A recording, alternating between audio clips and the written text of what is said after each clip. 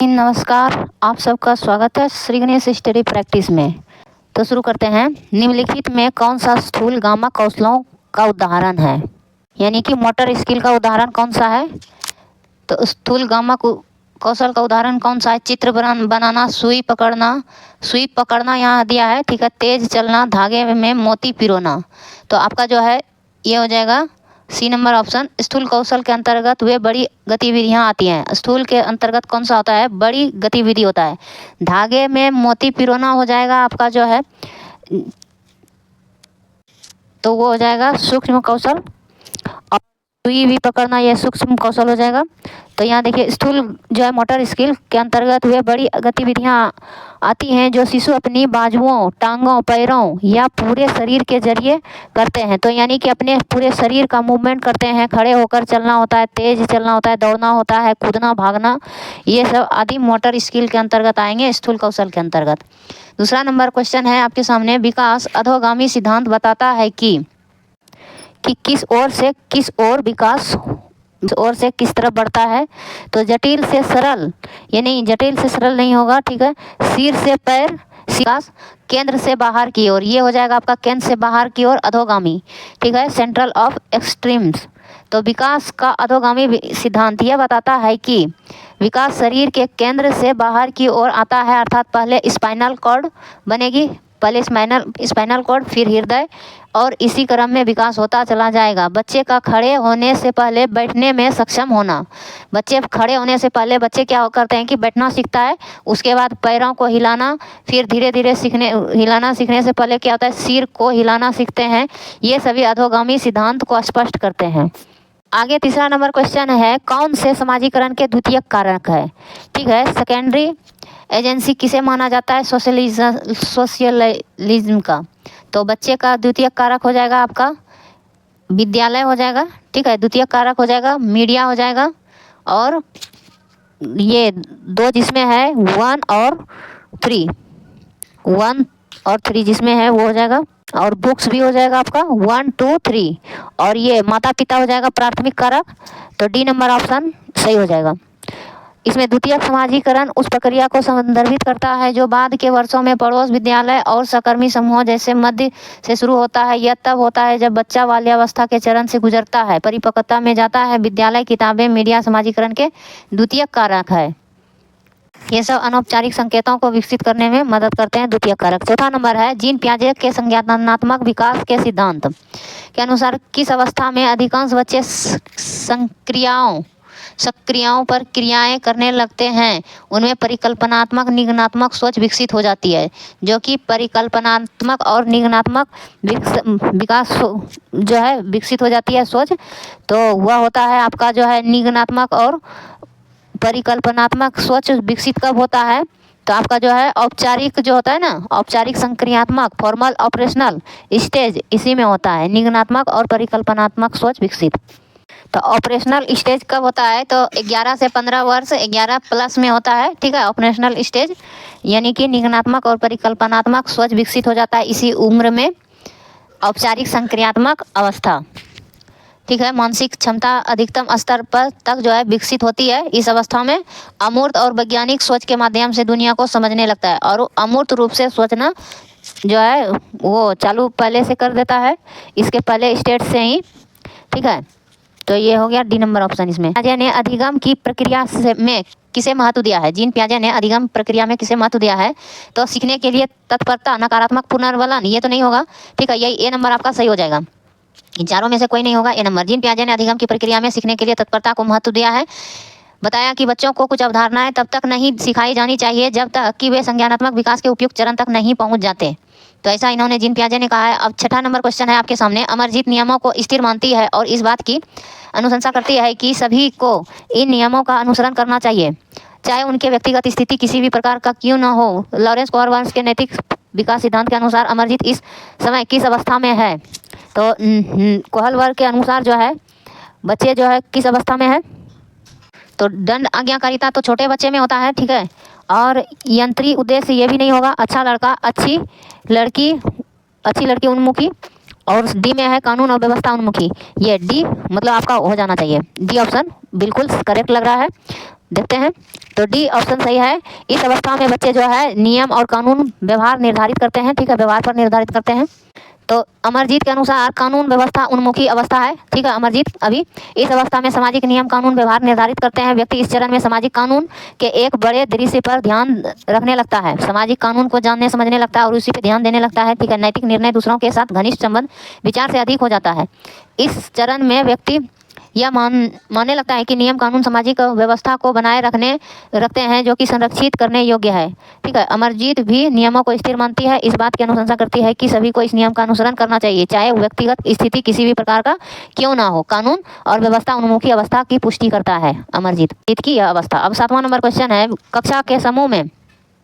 कक्षा में समूह कार्य के दौरान रमेश ने देखा कि उसके विद्यार्थी दिए गए प्रश्न का हल ढूंढने में जूझ रहे हैं। विद्यार्थियों को सहयोग देने के लिए रमेश को क्या करना चाहिए? तो रमेश एक शिक्षक है, वह अपने बच्चा का समस्या हल कैसे करेंगे? तो पुस्तक से उत्तर नकल करके, ये तो बिल्कुल गलत है। उस प्रदत्त कार्य को छोड़कर अगले कार्य करने के लिए करना चाहिए, अगले कार्य को करने के लिए कहना चाहिए, ये भी नहीं होगा, ठीक है। प्रश्न से संबंधित संकेत देने चाहिए, स्पष्ट निर्देश द्वारा प्रश्न को जटिल बनाकर, ये भी गलत है। आपका सी नंबर सही है, ठीक है। प्रश्न से संबंधित संकेत देना चाहिए। यहाँ देखिए, प्रश्न से संबंधित संकेत देने चाहिए जिसकी सहायता से विद्यार्थी समस्या का वास्तविक हल ढूंढने में सक्षम हो सके। 8 नंबर क्वेश्चन है, विद्यार्थी के संज्ञानात्मक विकास के संवर्धन के लिए लेव वाइगोत्स्की ने किसके क्रियान्वयन की अनुशंसा की है?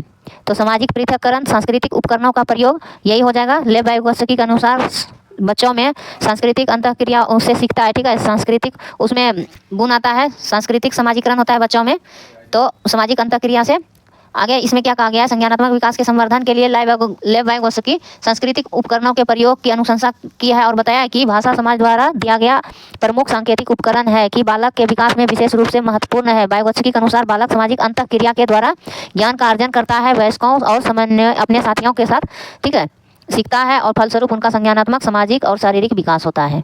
9 नंबर क्वेश्चन है, प्रगतिशील शिक्षा शिक्षण अधिगम प्रक्रिया के केंद्र में किसे स्थान देती हैं? तो विद्यार्थी, अध्यापक, अभिभावक, परीक्षाएं। तो प्रगतिशील शिक्षा में शिक्षण अधिगम प्रक्रिया के केंद्र में कौन रहेंगे? तो हमेशा बालक रहेंगे, ठीक है, स्टूडेंट। प्रगतिशील शिक्षा ज्ञान, प्रतिभा, कौशल का उपयोग और खुद को बनाए रखने, आर्थिक विकास को बढ़ावा देने तथा आत्मनिर्भर उत्पादक बनाने के लिए सीखने के द्वारा बच्चों को प्रोत्साहित करती है, ठीक है। तो ये हो गया। अब 10 नंबर क्वेश्चन है, अहमद मनोउपचारक तो परामर्शदाता या काउंसलर बनना चाहता है। तो हार्वर्ड गार्डनर के बहुबुद्धि सिद्धांत के अनुसार उनकी अध्यापिका को उसकी किस बुद्धि के संवर्धन के अवसर देने चाहिए? तो जो काउंसलर बनना चाहता है, परामर्शदाता बनना चाहता है, तो उसे अंतर्वैयक्तिक नहीं, संगीतात्मक ये भी नहीं, स्थानिक, ठीक है, स्थानिक या प्राकृतिक भी नहीं, स्थानिक होना चाहिए, ठीक है। यहाँ मनोउपचारक भी है ना, परामर्शदाता या मनोउपचारक काउंसलर इसी को कहेंगे, सॉरी। तो यहाँ जो है अंतर्वैयक्तिक यानी इंटरपर्सनल होना चाहिए अहमद को। तो अंतर्वैयक्तिक जो है ना, अंतर्वैयक्तिक बहुबुद्धि के बुद्धि सिद्धांत के अनुसार क्या है? संवर्धन होना चाहिए, अंतर्वैयक्तिक बुद्धि के संवर्धन के लिए अवसर देना चाहिए, ठीक है।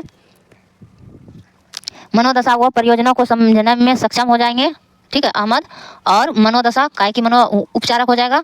और इसमें राजनेता, प्रबंधक, शिक्षक, व्याख्याता, परामर्शदाता, सामाजिक कार्यकर्ता शामिल होते हैं, ठीक है। अंतर्वैयक्तिक बुद्धि, इंटरपर्सनल जब बुद्धि है ना जिसके पास, तो वह निम्नलिखित इनमें से सब बनेंगे, राजनेता बनेंगे, प्रबंधक, शिक्षक, व्याख्याता, परामर्शदाता, सामाजिक कार्यकर्ता, ये सब बन सकते हैं।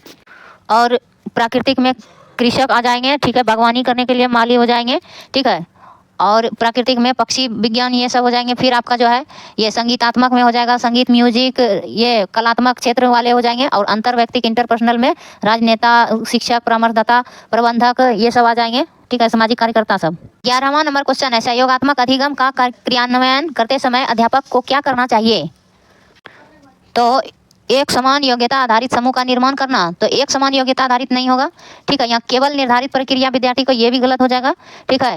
चर्चा और वाद विवाद के प्रयोग को प्रतिबंधित हो गया, तो यहाँ भी नहीं होगा क्योंकि यहाँ बोल रहा है सहयोगात्मक अधिगम।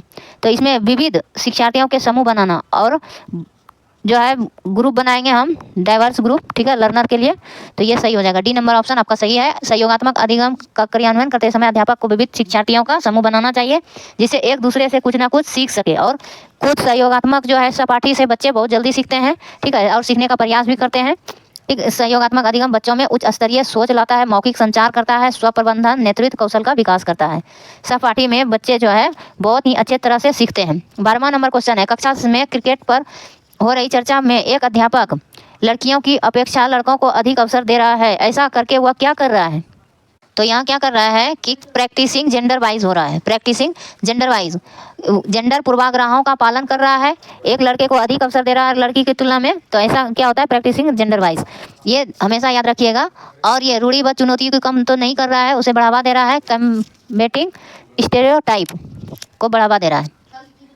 तो यहाँ कक्षा में क्रिकेट पर चर्चा हो रहा है, एक अध्यापक लड़कियों की अपेक्षा लड़का को अधिक अवसर दे रहा है, ऐसा करके वह जेंडर पूर्वाग्रहों का पालन कर रहा है। किसी लिंग विशेष पुरुष अथवा महिला के प्रति एक निश्चित सोच बना लेना लैंगिक पूर्वाग्रह कहलाता है। ठीक है, यहाँ लड़कों को अधिक शक्तिशाली समझते हुए शिक्षक द्वारा लड़कियों की अपेक्षा लड़कों को अधिक अवसर दे रहा है, जो यह स्पष्ट करता है कि अध्यापक जेंडर पूर्वाग्रह से ग्रसित है। 13 नंबर में है, विविध पृष्ठभूमि से आए शिक्षार्थी वाली कक्षा में अध्यापक को क्या करना चाहिए? परीक्षा में उनके निष्पादन के आधार पर विद्यार्थियों के समूह बनाना चाहिए। तो परीक्षा में जो है निष्पादन हेतु समूह नहीं बनाना है, ये आपका गलत हो जाए। सभी से सफलता की अपेक्षा करनी एवं बनाए रखनी चाहिए, ये तो सही है। विविध पृष्ठभूमि से आए शिक्षार्थी वाली कक्षा में अध्यापक को क्या करना चाहिए? तो सभी से जो है सफलता की अपेक्षा हमेशा जो है आसान छोड़ना नहीं चाहिए, आशा करते रहना चाहिए, ये सही है। विद्यार्थी के सामाजिक आर्थिक प्रसंग के आधार पर उनका, ये भी गलत हो जाएगा, सामाजिक आर्थिक रूप से उसे बांटना नहीं चाहिए। आगे है आपका मानकीकृत पाठचर्या आकलन की विविध विधियों को अपनाना। मानकीकृत तो ये बिल्कुल गलत हो जाएगा, स्टैंडर्ड, ठीक है, स्टैंडर्डाइज करिकुलम बिल्कुल गलत है, तो बी नंबर ऑप्शन सही है। आगे है देखिए 14 नंबर में है, रचनात्मक आकलन कब किया जाता है? केवल सत्र के आरंभ में? तो सत्र के आरंभ में तो नहीं, सभी विद्यार्थियों के लिए पूरे सत्र के दौरान, केवल सत्र के अंत में, केवल उन विद्यार्थियों के लिए अधिगम चुनौतियों से जूझ रहे हैं, ये तो बिल्कुल गलत हो गया। ठीक है, तो सभी विद्यार्थी के लिए पूरे सत्र के दौरान रचनात्मक करिकुलम किया जाता है, फॉर्मेटिव असेसमेंट। तो देखिए फॉर्मेटिव असेसमेंट कार्य शिक्षण प्रक्रिया की दशा का ज्ञान कराना होता है, ये आकलन शिक्षण प्रक्रिया के दौरान होता है। फॉर्मेटिव असेसमेंट रचनात्मक आकलन लगातार यानी सतत होता रहता है। इसका प्रयोग अधिगम के लिए छात्रों के पृष्ठ पोषण प्रदान करता है, उनकी जो है वैश्विक स्थिति को मजबूत बनाता है विद्यार्थी को। ठीक है, और आगे है रचनात्मक आकलन सभी विद्यार्थियों के लिए पूरे सत्र के दौरान किया जाता है। 15 नंबर में है, निम्नलिखित में से कौन सा प्रश्न विद्यार्थी में से समालोचनात्मक चिंतन को समुन्नत करेगा? समालोचनात्मक चिंतन, आलोचनात्मक या समालोचनात्मक, क्रिटिकल थिंकिंग, ये एक ही हुआ। श्रीलंका की राजधानी कौन सी है? ये नहीं होगा, ये गलत है। समालोचनात्मक थिंकिंग में हो जाएगा आपका भारत में अध्यापक दिवस कब नहीं, ये भी नहीं। एशिया में सबसे बड़ा शहर कौन सा है? कौन सा वाला कभी भी नहीं होगा, जिसका एक उत्तर हो आपका डी नंबर ऑप्शन हो जाएगा। इसमें है, आप अपने शहर में पानी की कमी की समस्या पर किस प्रकार सुलझाएंगे, ये बिल्कुल सही है। ठीक है, जिसका विभिन्न उत्तर हो, सोचने पर मजबूर हो जाए विद्यार्थी, उसे ही क्रिटिकल थिंकिंग कहेंगे। 16 नंबर में, समावेशन की अवधारणा है तो किसकी आवश्यकता है? समावेशन की अवधारणा के लिए विविधता और व्यक्तिगत भिन्नताओं के लिए सम्मान, आकलन के लिए मानकीकृत परीक्षण, अध्यापक केंद्रीय शिक्षण शास्त्रीय प्रविधियां, ये तो बिल्कुल गलत है। विद्यार्थियों का नामीकरण, लेवलिंग पृथकीकरण, ये भी गलत हो जाएगा। विद्यार्थी के लिए नामीकरण बिल्कुल, लेवलिंग जो है ये गलत है। आपका विविध व्यक्तिगत भिन्नताओं के लिए सम्मान, ये बिल्कुल अच्छी बात है।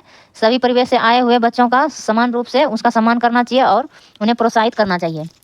ठीक है, यहाँ देखिए शैक्षणिक प्रणाली में प्रत्येक श्रेणी के बच्चों को शामिल करने के लिए संदर्भित करता है, यह विविधता को महत्व देता है। समावेशीकरण जो है, समावेशी शिक्षा। देखिए 17 नंबर, पठन वैकल्य क्या है? किस क्षेत्र में प्रत्यक्ष रूप से चुनौती प्रस्तुत करता है? डिस्लेक्सिया, पठन वैकल्य यानी डिस्लेक्सिया, रीडिंग डिसेबिलिटी जिसमें होता है। तो भावनात्मक विनिमय, वियमन, शारीरिक समन्वयन में, सामाजिक अंतःक्रिया में, लिखित विषय वस्तु बोध में। पठन वैकल्य जो होता है, पठन वैकल्य या डिस्लेक्सिया एक अधिगम विकलांगता है जिसमें कि पढ़ने लिखने में, समझने में उसे कॉम्प्रिहेंशन ऑफ रिटन टेक्स्ट जो है, लिखित बोध विषय वस्तु पढ़ने में और लिखने में जो है उसे समस्या आती है, जिसका प्रकटीकरण मुख्य रूप से वाणी या लिखित भाषा के दृश्य अंकन की कठिनाइयों के रूप में होता है। ठीक है, वाणी और लिखित भाषा में कठिनाइयों का पता चलता है। पठन वैकल्प से ग्रसित छात्रों को लिखित विषय वस्तु बोध में प्रत्यक्ष रूप से चुनौती का सामना करना पड़ता है। ठीक है, लिखित विषय वस्तु प्रत्यक्ष रूप से, ठीक है, चुनौती का सामना करना पड़ता है। आगे देखिए 18 नंबर में है, स्वलीनता ऑटिज्म से ग्रसित विद्यार्थी हालांकि कुछ क्षेत्रों में विभिन्न चुनौतियों का सामना करते हैं, लेकिन उनके पास डैश का मजबूत पक्ष भी है, अध्यापक जिसका इस्तेमाल शिक्षण अधिगम प्रक्रिया में कर सकते हैं। कौन सा? जो स्वालीनता से ग्रसित होता है, ऑटिज्म से ग्रसित विद्यार्थी, तो उसको उनके पास क्या होता है कि विभिन्न चुनौतियों का सामना करते हैं, लेकिन क्या है उनके पास सूक्ष्म विवरणों पर ध्यान देने का महत्वपूर्ण जो है मजबूत पक्ष भी होता है। सूक्ष्म विवरणों पर ध्यान देने का महत्वपूर्ण पक्ष होता है अध्यापक, जिसका इस्तेमाल अधिगम शिक्षण अधिगम प्रक्रिया में कर सकते हैं। ठीक है, तो ए नंबर ऑप्शन इसमें हो जाएगा। स्वालीनता क्या है इसे जानते हैं। स्वालीनता के बारे में, स्वालीनता ऑटिज्म से ग्रसित विद्यार्थी हालांकि कुछ क्षेत्रों में विभिन्न चुनौतियों का सामना करते हैं, लेकिन उनके पास सूक्ष्म विवरणों पर ध्यान देने का मजबूत पक्ष भी होता है अध्यापक, जिसका इस्तेमाल शिक्षक अधिगम प्रक्रिया में कर सकते हैं। ऑटिज्म ऐसा रोग है जिसमें बच्चे समाज से दूरी बनाने लगते हैं। ऑटिज्म से ग्रसित बच्चे जो है एक दूसरे से समाज से दूरी बना के रखते हैं। स्वालीनता में लोगों से बातचीत करने में असहज महसूस करते हैं। ऑटिज्म से पीड़ित विद्यार्थी जो है सामान्य बच्चों की तरह अपनी भावनाओं और विचारों को अभिव्यक्त करने में सक्षम नहीं होता है, अपनी विचार और भावना को सक्षम नहीं पाता है दूसरों के सामने में अभिव्यक्त करने में। ठीक है, अभिव्यक्त करने में समर्थ नहीं रहता है। वह चीज़ों को दोहराते हुए बोलते हैं और वह चीज़ों को क्या करते हैं, दोहराते हुए बोलते हैं, इसलिए उसका संवाद अर्थपूर्ण भी नहीं होता है। उनको समझ में नहीं आता दूसरों को कि वह उनका अर्थ जो बोल रहा है उनका मतलब क्या है, वो क्या बोल रहा है। आगे है 19 नंबर में, दृष्टिबाधित से जूझते विद्यार्थी के साथ शिक्षण करते समय किस विधि के माध्यम से प्रयोग से बचना चाहिए। तो दृष्टिबाधित विद्यार्थियों के साथ श्याम पट पर लिखित विषय वस्तु की मौखिक रूप से व्याख्या करना, ये तो सही है। ठीक है, स्पर्शग्राही मानचित्र देना चाहिए, ये भी सही है। और यहाँ बोल रहा है बचना चाहिए, तो क्या है, सहायक उपकरण के प्रयोग की अनुमति भी देना चाहिए।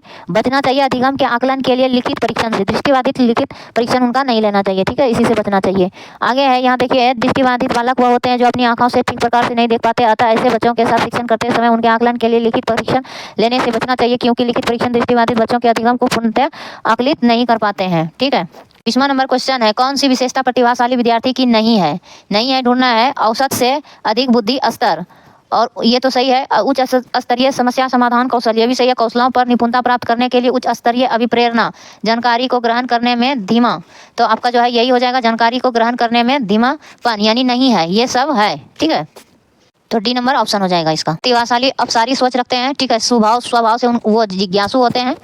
ठीक है, आगे देखिए, अगला क्वेश्चन है 21 नंबर, कि एक अध्यापक को विद्यार्थी को योग्यता के परिप्रेक्ष्य और अधिगम को डैश प्रक्रिया मानने के लिए प्रोत्साहित करना चाहिए। तो यहाँ क्वेश्चन में कीवर्ड पकड़ना है, क्या पूछ रहा है, तो प्रोत्साहित करना चाहिए, अधिगम को प्रोत्साहित करना चाहिए। तो क्या है, यहाँ ऑप्शन में देखना है, पहले निष्क्रिय वाले को काट देना है। ठीक है, एक सक्रिय वाला है। ठीक है, सक्रिय वाला, तो सक्रिय वाला में लगा देंगे। इसमें क्या है कि अध्यापक विद्यार्थी को योग्यता वृद्धि बोधक, ठीक है, योग्यता वृद्धि बोधक होना चाहिए। ठीक है, और एक सक्रिय अधिगम को सक्रिय प्रक्रिया मानने के लिए प्रोत्साहित करना चाहिए, तो आपका ए नंबर सही हो जाएगा। इसमें क्या कर रहा है, विद्यार्थी को योग्यता के वृद्धि बोधक परिप्रेक्ष्य और अधिगम को एक सक्रिय प्रक्रिया मानने के लिए प्रोत्साहित करना चाहिए, जिससे एक प्रभावी कक्षा कक्ष का निर्माण हो सके, विद्यार्थी अर्थपूर्ण अधिगम कर सके। 22वां नंबर क्वेश्चन है, यदि गतिविधि को महत्व नहीं दिया जा रहा है तो विद्यार्थी द्वारा किसका अनुभव करने की संभावना है। अगर कक्षा कक्ष में गतिविधि का महत्व नहीं दिया जाएगा तो विद्यार्थी बोरियत और बर्डन हो जाएगा, बोरियत महसूस करेगा। ठीक है, तो गतिविधि का महत्व नहीं दिया जा रहा है तो विद्यार्थी बोरियत का अनुभव करने की संभावना है। ठीक है, इसे असंतुष्ट महसूस करना, उसमें रुचि न लेना बोरियत का कारण बन सकता है। एक ऋचा है अध्यापिका, अपने विद्यार्थी में समझ को समन्वित करना चाहती है, इसके लिए उसे क्या करना चाहिए। तो कक्षा कक्ष को समन्वित करने के लिए विद्यार्थियों को प्रश्न का समाधान निर्धारित रूप से करने के लिए कहना चाहिए। निर्धारित रूप जहाँ होगा ये कर जाएगा। प्रक्रियात्मक ज्ञान और अधिसंज्ञानात्मक कौशल पर ध्यान देना चाहिए। आगे है कंठस्थ स्मरण पर बल, ये भी कर जाएगा आपका। अब तीसरा है आगे कि विद्यार्थियों को उप अवधारणाओं में संबद्धता स्थापित करने के लिए निरुत्साहित जहाँ है ये भी आपका करिए, तो बचा आपका बी नंबर। ठीक है, फोकस प्रोसीड्यूरल, ठीक है, प्रक्रियात्मक ज्ञान, फोकस ऑन प्रोसीड्यूरल नॉलेज पर करना है। ठीक है, मेटाकॉग्निटिव स्किल, प्रक्रियात्मक और अधिसंज्ञानात्मक कौशल पर ध्यान देना चाहिए। ठीक है, तो देखिए, प्रक्रियात्मक ज्ञान बच्चों को यह बताता है कि उन्हें चीज़ों को कैसे करना है। ठीक है, प्रक्रियात्मक कौशल तो चीज़ों को कैसे करना है यह बताता है बच्चों में। अधिसंज्ञानात्मक कौशल विद्यार्थियों के चिंतन अधिगम को नियमित करते हैं। ठीक है, बच्चों के अधिसंज्ञानात्मक कौशल विद्यार्थी में चिंतन और अधिगम को नियमित करते हैं एवं बच्चों के उच्च क्रम की संज्ञानात्मक प्रक्रिया का समाधान करने में सहायक होता है, और उच्च क्रम की संज्ञानात्मक प्रक्रिया का समाधान करने में सहायक होता है। ठीक है, क्या होता है कि बच्चे में अपने संज्ञान पर सक्रिय नियंत्रण कर पाता है। आगे है सामाजिक रचनावादी कक्षा की विशेषता क्या है? ठीक है, सामाजिक संरचनावादी कक्षा का विशेषता अध्यापक द्वारा विद्यार्थियों में प्रतियोगिता उन्मुखी दृष्टिकोण का विकसित करना, विकास करना। तो यहाँ क्या है, प्रतियोगिता उन्मुखी, सिर्फ प्रतियोगिता ये उन्मुखी है दृष्टिकोण, ये नहीं है, ये आपका गलत हो जाएगा। अन्वेषण संबंधी अधिगम के लिए अनुकूलित परिवेश, सही है। अन्वेषण संबंधी अधिगम के लिए क्या है, उनके अनुसार परिवेश तैयार करना चाहिए, ये आपका सही हो जाएगा। कंठस्थीकरण जो है, याद करना, कंठस्थीकरण ये नहीं होगा। ठीक है, पाठ्यचर्या जो सांस्कृतिक भिन्नताओं का ध्यान न रखती हो, मानकीकृत पाठ्यचर्या, ये भी आपका गलत हो जाएगा। तो सामाजिक रचनावादी कक्ष में क्या होता है कि जहाँ छात्रों को रटकर सीखने, याद करने के लिए आधार पर अधिगम को दोहराव की अनुमति कभी भी नहीं देता है। ऐसी कक्षाओं में छात्रों को अपने स्वयं के अधिगम की जिम्मेदारी लेने के लिए प्रोत्साहित किया जाता है। सामाजिक रचनावादी कक्ष में अन्वेषण संबंधी अधिगम के लिए अनुकूलित परिवेश भी सामाजिक रचनावादी कक्षाओं की विशेषता है। 25वां नंबर क्वेश्चन है, विद्यार्थी कक्षा में अधिगम की प्रक्रिया में अधिक सक्रिय और सहभागी महसूस करते हैं। यदि कक्षा परिवेश समुन्नत करता है तो यहाँ अवधारणाओं के बारे में जिज्ञासा, ये आपका हो जाएगा। ठीक है, सक्रिय और सहभागी अगर महसूस करता है, बच्चा बना हुआ महसूस करता है, तो ये अवधारणाओं के बारे में जिज्ञासा पैदा होगा। ठीक है, जिज्ञासा होगा, अपने विचारों पर विचार विमर्श चिंतन होगा, ये दोनों सही है। ठीक है, तो आपका ए नंबर ऑप्शन यहाँ देखिए सही है। यदि कक्षा का परिवेश अवधारणाओं के बारे में जिज्ञासा तथा अपने विचारों पर विमर्श चिंतन समुन्नत करता है तो विद्यार्थी कक्षा में अधिगम की प्रक्रिया में अधिक सक्रिय और सहभागी महसूस करते हैं। ऐसे परिवेश विद्यार्थी के विचारों को महत्व देते हैं, जिससे वे स्वयं को समायोजित महसूस करते हैं, अर्थपूर्ण अधिगम करते हैं। 20 नंबर क्वेश्चन है, विद्यार्थियों के अधिगम को सहज सुगम बनाने के लिए अध्यापक को किस प्रकार की गतिविधियों का संचालन करना चाहिए जो उनके प्रतिदिन के जीवन के लिए प्रासंगिक हो, जो यांत्रिक हो और जिसमें निष्क्रिय श्रवण शामिल हो, जो संदर्भ से हटकर हो, जो जटिल से सरल की ओर आगे बढ़ते हुए क्रम में प्रस्तुत हो। तो जटिल से सरल नहीं, सरल से जटिल होना चाहिए हमेशा। ठीक है, तो ए नंबर आपका ऑप्शन सही हो जाएगा। सहज सुगम बनाने के लिए अध्यापक को ऐसी गतिविधि का संचालन करना चाहिए जो उनके प्रतिदिन के जीवन के लिए प्रासंगिक हो। ठीक है, 27वां नंबर क्वेश्चन है, विद्यार्थी में समालोचनात्मक चिंतन का विकास किस प्रकार सहज सुगम किया जा सकता है विविध संदर्भों में अधिगम के अनुप्रयोग द्वारा। तो समालोचनात्मक चिंतन का विकास करने के लिए है विविध संदर्भों में अधिगम के अनुप्रयोग द्वारा, ये तो बिल्कुल सही है। ठीक है, आगे देख लेते हैं, इससे भी बेस्ट ऑप्शन हो तो समक्ष के स्थान पर कार्य को अति शीघ्र पूरा करने, ये तो बिल्कुल है। और प्रतियोगिता करवा कर, ये भी गलत है। व्याख्यान का केवल, ये भी गलत हो जाएगा। सारांशीकरण करके, ये भी बिल्कुल गलत, यही हो जाएगा। ए नंबर सही आपका। डी नंबर में भी कंट्रास्टीकरण, ये गलत होगा। तो क्या है, समालोचनात्मक चिंतन का विकास उन्हें विविध संदर्भों में अधिगम के अनुप्रयोग द्वारा सहज सुगम किया जा सकता है, क्योंकि इन गतिविधियों द्वारा बच्चों में रचनात्मक कार्य की समझ उत्पन्न हो जाती है, जिसमें उनमें अपसारी सोच का विकास होता है और वे एक ही समस्या के समाधान के विभिन्न बिंदुओं पर विचार करते हैं। सृजनशील गुणों को विकसित करते हैं जो समालोचनात्मक चिंतन को समन्वित करते हैं। 28वां नंबर है, अधिगम की गति pace of learning is pace of. तो अधिगम की गति क्या पूरी तरह से व्यक्तिगत कारकों पर निर्भर है, पूरी तरह वातावरणीय कारकों पर निर्भर है, और व्यक्तिगत और वातावरणीय कारकों दोनों से स्वतंत्र है, और व्यक्तिगत और वातावरणीय कारकों की पारस्परिक क्रिया पर निर्भर है अधिगम। तो ये आपका सही हो जाएगा, डी नंबर। ठीक है, वो सभी थोड़ा थोड़ा सही था, लेकिन डी नंबर बेस्ट ऑप्शन है। अधिगम नई समझ, ज्ञान, व्यवहार, कौशल, मूल्य, दृष्टिकोण, वरीयताओं को प्राप्त करने की प्रक्रिया है जिसकी गति एक छात्र से दूसरे छात्र में भिन्न होती है। सीखने की गति विभिन्न प्रकार के व्यक्तिगत पर्यावरणीय कारकों से प्रभावित होती है। व्यक्तिगत कारकों में थकान, परिपक्वता की प्रक्रिया को प्रभावित करते हैं।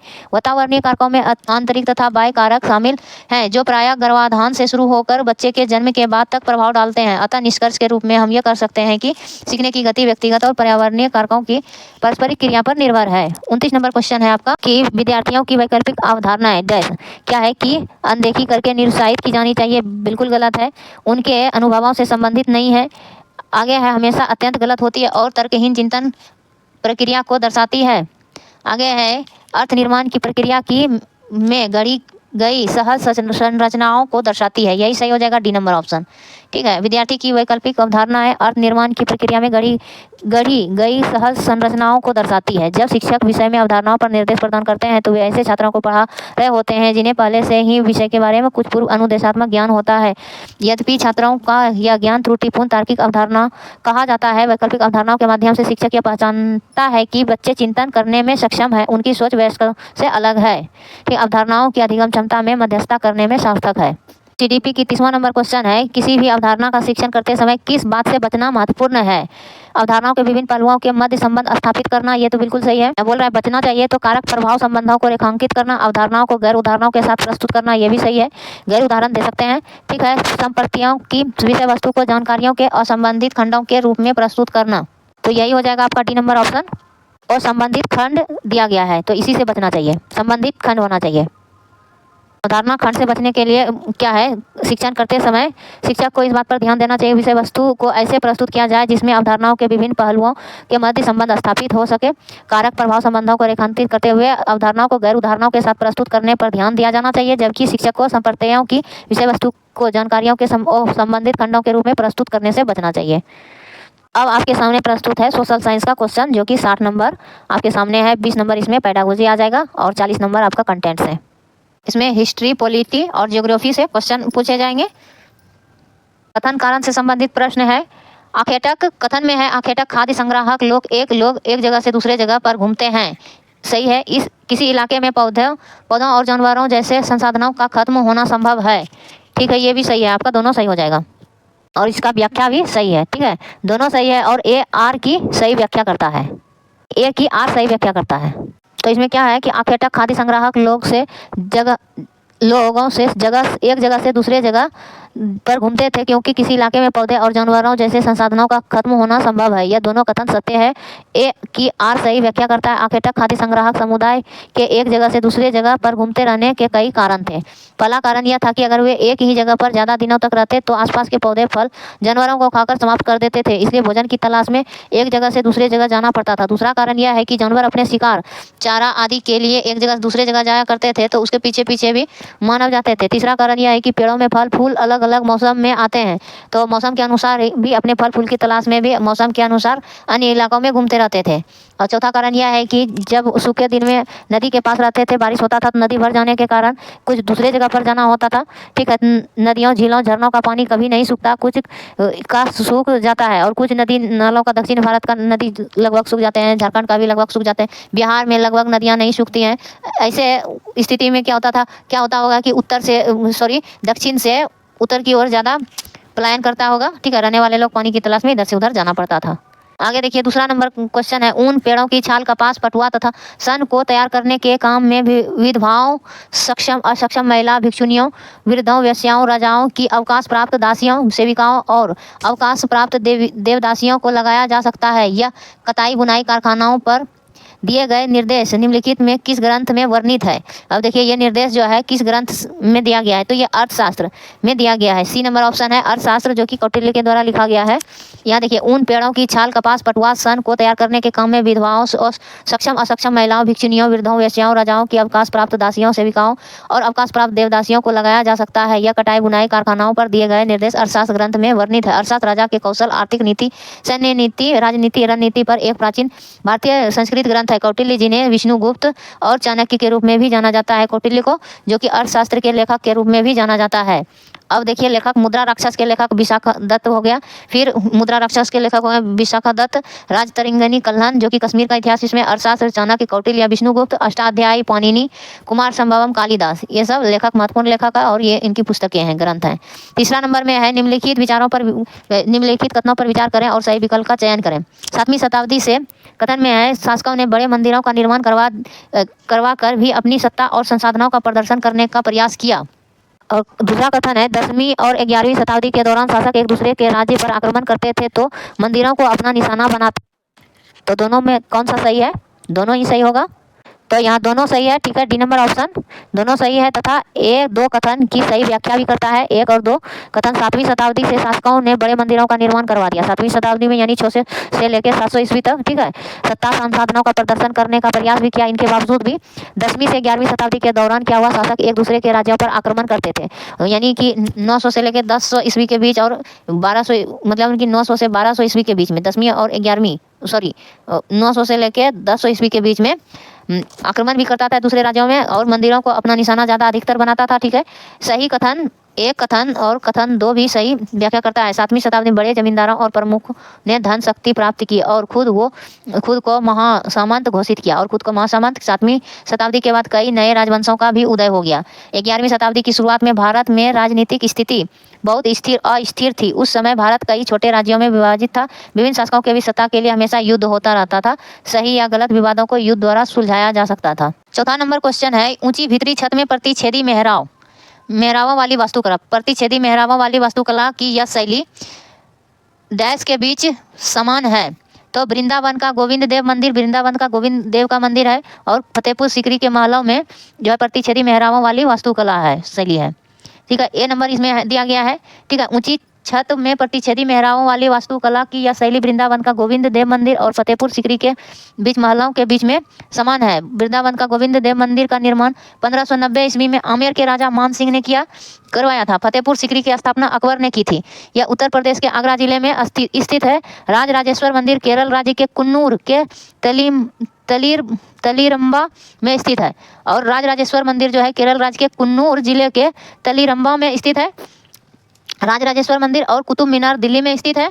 कुतुब मीनार को बनाने की शुरुआत कुतुबुद्दीन ऐबक ने की थी और इसको पूरा करवाया था लास्ट में इल्तुतमिश ने। यानी कि समान वास्तुकला प्रतिच्छेदी मेहराबों वाली वास्तुकला फतेहपुर सीकरी में और गोविंद देव मंदिर में पाया गया है। 5 नंबर क्वेश्चन है, 7वीं सदी के आते आते भारतीय उपमहाद्वीप में निम्नलिखित राजनीतिक बदलाव अस्तित्व में आ चुके थे। तो ए नंबर ऑप्शन में है, बड़े भूस्वामी और योद्धा सरदार राजा बन सकते थे। ठीक है, ब्राह्मणों ने अपने परंपरागत पेशे को छोड़कर शस्त्र उठा लिए।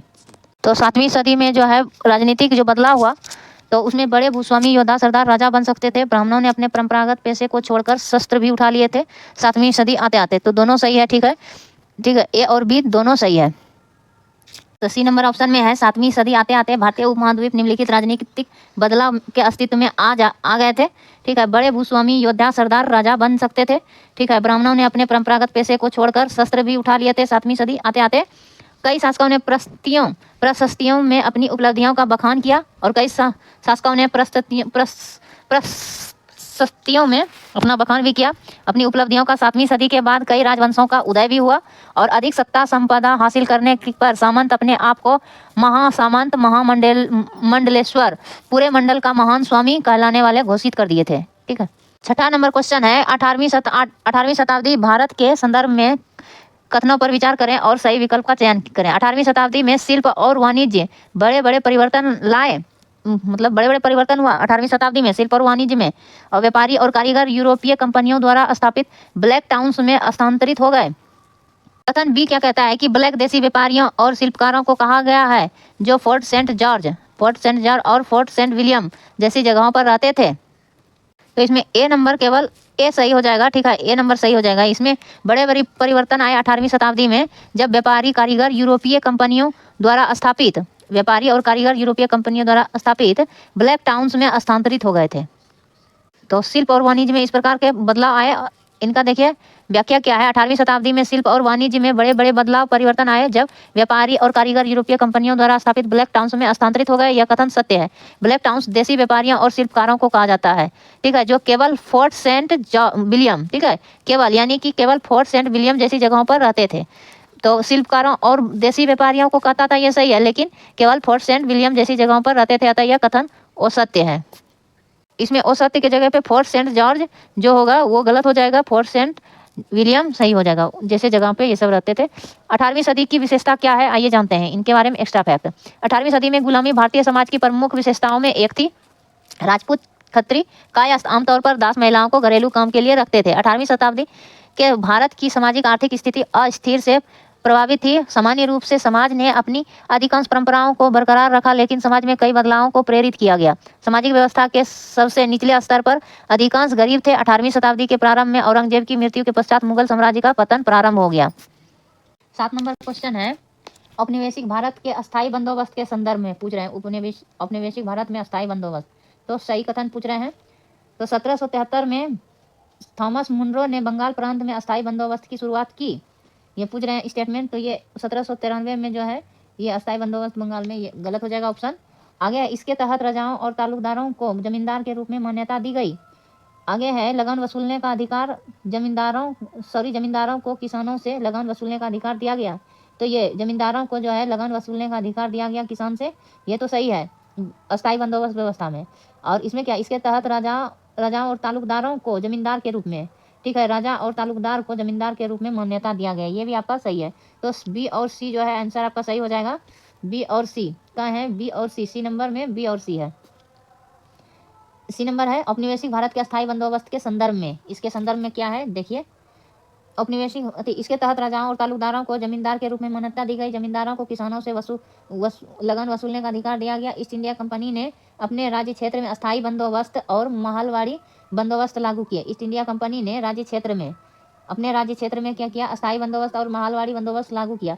इस बंदोबस्त को प्रत्यक्ष रूप से किसानों के लिए बनाया गया था, और किसानों के लिए यह बंदोबस्त बनाया गया था प्रत्यक्ष रूप से रैयतवाड़ी, आगे जिन्हें रैयत कहा जाता था, ठीक है। इस बंदोबस्त को प्रत्यक्ष रूप से किसान के लिए बनाया था, जिन्हें रैयत कहा जाता था। इस प्रकार बंदोबस्त को रैयतवाड़ी के नाम से भी जाना जाता है। तो अस्थायी बंदोबस्त रैयतवाड़ी के नाम से भी जाना जाता है। आगे है, इसे लॉर्ड कॉर्नवालिस द्वारा अस्थायी बंदोबस्त अधिनियम 1793 के मध्य में पेश किया गया था। तो जहाँ आएगा अस्थायी बंदोबस्त, तो लॉर्ड कॉर्नवालिस 1793 ईस्वी, ये अधिनियम जो है पेश किया था लॉर्ड कॉर्नवालिस ने। 8 नंबर क्वेश्चन है, विलियम एडम के संदर्भ में कौन सा सही कथन है, ठीक है। विलियम एडम एक स्कॉटिश प्रचारक थे। तो विलियम एडम क्या थे, तो स्कॉटलैंड के थे, स्कॉटिश प्रचारक थे, ये सही है। हुआ एक अंग्रेजी शासक, तो ये नहीं होगा। कंपनी ने उन्हें देसी स्कूलों में शिक्षा की प्रगति पर रिपोर्ट तैयार करने का जिम्मा सौंपा था, तो ये आपका सही हो जाएगा, ठीक है। देसी स्कूलों में शिक्षा प्रगति पर रिपोर्ट तैयार करने का जिम्मा सौंपा था विलियम एडम को। उन्होंने बंगाल और बिहार के जिलों के देसी स्कूलों पर रिपोर्ट बनाने के लिए भ्रमण किया। तो ये विलियम एडम जो था, तो इन्होंने बंगाल और बिहार के जिलों के लिए देसी स्कूलों पर रिपोर्ट बनाने के लिए भ्रमण किया था। तो आपका 1, 2 और 4, 1, 3 और 4 सही हो जाएगा। डी नंबर ऑप्शन सही है। विलियम एडम एक स्कॉटिश प्रचारक थे। कंपनी ने उन्हें देसी स्कूलों में शिक्षा प्रगति पर रिपोर्ट तैयार करने के लिए जिम्मा सौंपा था। उन्होंने बंगाल बिहार के जिलों का दौरा देसी स्कूलों पर रिपोर्ट बनाने के लिए किया। यह तीनों कथन सत्य है, ठीक है। एडम एक शिक्षाविद था। विलियम एडम क्या था, एक शिक्षाविद था, विद्वान था, कर्तव्यनिष्ठ समाज सेवक भी थे, ठीक है। और विलियम एडम का मानना था कि शिक्षा के द्वारा ही किसी भी समाज का विकास किया जा सकता है। तत्कालीन governor general Lord William Bentinck ने एडम को बिहार तथा बंगाल में शिक्षा की स्थिति का सर्वेक्षण करने का कार्य दिया था। तो तत्कालीन गवर्नर जनरल जो थे, वह तत्कालीन governor general Lord William Bentinck, उन्होंने ही बंगाल और बिहार की शिक्षा स्थिति का सर्वेक्षण कर उस पर रिपोर्ट तैयार करने के लिए कहा। और विलियम एडम ने अपनी पहली रिपोर्ट जुलाई 1835 में प्रस्तुत की थी। तो जुलाई 1835 में उन्होंने शिक्षा पर एक रिपोर्ट तैयार किया था और प्रस्तुत भी किया। रिपोर्ट में उसने संपूर्ण बंगाल के प्रति स्कूल संबंधी आंकड़े प्रस्तुत किए थे और पूरे बंगाल के प्रत्येक स्कूल का जो है रिपोर्ट तैयार किया था। आगे है 9वां नंबर क्वेश्चन है, कॉलम ए और कॉलम बी को जो है मिलान करना है। राजा राम मोहन राय के बारे में है। राजा राम मोहन राय ब्रह्म सभा सरस्वती स्वामी दयानंद सरस्वती और आर्य समाज से संबंधित थे। पंडिता रामाबाई ईश्वर चंद्र विद्यासागर, तो ईश्वर चंद्र विद्यासागर हो जाएगा आपका। विधवागिरी ये हो जाएगा आपका 1, और राजा राम मोहन राय हो जाएगा ब्रह्म सभा, और ये पंडिता रामाबाई लड़कियों के लिए स्कूल। तो इस प्रकार हो जाएगा 4 हो जाएगा, 1 का 4 यहाँ हो जाएगा। इसमें विधवागिरी में ईश्वर चंद्र विद्यासागर, राजा राम मोहन राय हो जाएगा, यहाँ ए हो जाएगा। तो इस प्रकार मिलान हो जाएगा। स्वामी दयानंद सरस्वती आर्य समाज से संबंधित थे, आर्य समाज के संस्थापक। पंडिता रमाबाई लड़कियों के लिए स्कूल बनवाए। राजा राम मोहन राय ब्रह्म सभा की स्थापना के। ईश्वर चंद्र विद्यासागर विधवागिरी, सॉरी यहाँ पे जो है विद्यासागर हो जाएंगे, लड़कियों के लिए स्कूल बनवाए हैं, तो ये गलत हो गया। 1 नंबर ये विधवागिरी जो है पंडिता रमाबाई ने बनवाए, और लड़कियों के लिए जो स्कूल बनवाए हैं ईश्वर चंद्र विद्यासागर ने लड़कियों के लिए स्कूल बनवाए हैं। राजा ब्रह्मो सभा जो है राजा राम मोहन राय 1828 में स्थापना किए थे। आर्य समाज की स्थापना स्वामी दयानंद सरस्वती ने 1875 में। ईश्वर चंद्र विद्यासागर ने स्कूल बनवाए थे लड़कियों के लिए। विधवागिरी के लिए जो काम की थी पंडिता रमाबाई ने। आगे देखिए, वेद समाज आचार्य केशव चंद्र सेन ने किए थे वेद समाज की स्थापना। वेद समाज की स्थापना आचार्य केशव चंद्र सेन ने 1867 में किए थे। वेलूर मठ स्वामी विवेकानंद के द्वारा 1887 ईस्वी में, ठीक है। स्वामी विवेकानंद वेलूर मठ जो कि कोलकाता में है, ठीक है, वेलूर मठ। और विश्व भारती रविंद्रनाथ ठाकुर ने विश्व भारती की स्थापना की 1912 में। वेलूर मठ जो है रामकृष्ण परमहंस जी महाराज से संबंधित है। 1887 में स्वामी विवेकानंद जी ने स्थापना की। 10 नंबर क्वेश्चन है आपका, किसी भी सामाजिक बुराई को चुनौती देने के लिए ईश्वर चंद्र विद्यासागर द्वारा अपनाई गई रणनीति निम्न प्रकार थी। पश्चिमी विचारों का हवाला देना, समर्थन देने वाले अंधविश्वास को खोजना और प्राचीन ग्रंथों में श्लोक या वाक्यों को ढूंढना। तो इसमें से कौन सा ऑप्शन सही हो जाएगा? तो इसमें पश्चिमी विचारों का हवाला देना ये सही हो जाएगा, और प्राचीन ग्रंथों में श्लोक या वाक्यों को ढूंढना ये आपका सही हो जाएगा। ए और सी नंबर आपका सही है, यानी कि ए और सी यानी डी नंबर ऑप्शन। सामाजिक बुराई को चुनौती देने के लिए पश्चिमी विचारों का हवाला देना और प्राचीन ग्रंथों में श्लोक या वाक्यों को ढूंढना ये सही हो जाएगा। ठीक है, और यहाँ बोला गया था सही जो है कौन सा है? पश्चिमी विचारों का हवाला देना, प्राचीन ग्रंथों में श्लोक या वाक्यों को ढूंढना किसी भी सामाजिक बुराई को चुनौती देने के लिए ईश्वर चंद्र विद्यासागर द्वारा अपनाई गई रणनीति थी। 1820 में ईश्वर चंद्र विद्यासागर का जन्म बंगाल के हुगली जिले के बीरसिंह गांव में एक बंगाली हिंदू ब्राह्मण परिवार में हुआ था। ईश्वर चंद्र विद्यासागर 19वीं सदी में एक उल्लेखनीय कार्यकर्ता, विचारक थे। एक प्रसिद्ध विद्वान और समाज सुधारक के रूप में उनके विचार भारतीय पश्चिमी दोनों आदर्श शामिल थे। उनके विचारों में पश्चिमी और भारतीय विचारों का सम्मिश्रण था, उनके आदर्शों का सम्मिश्रण था। पश्चिमी और भारतीय विचारों के आदर्शों का सम्मिश्रण विद्यासागर के विचारों में था।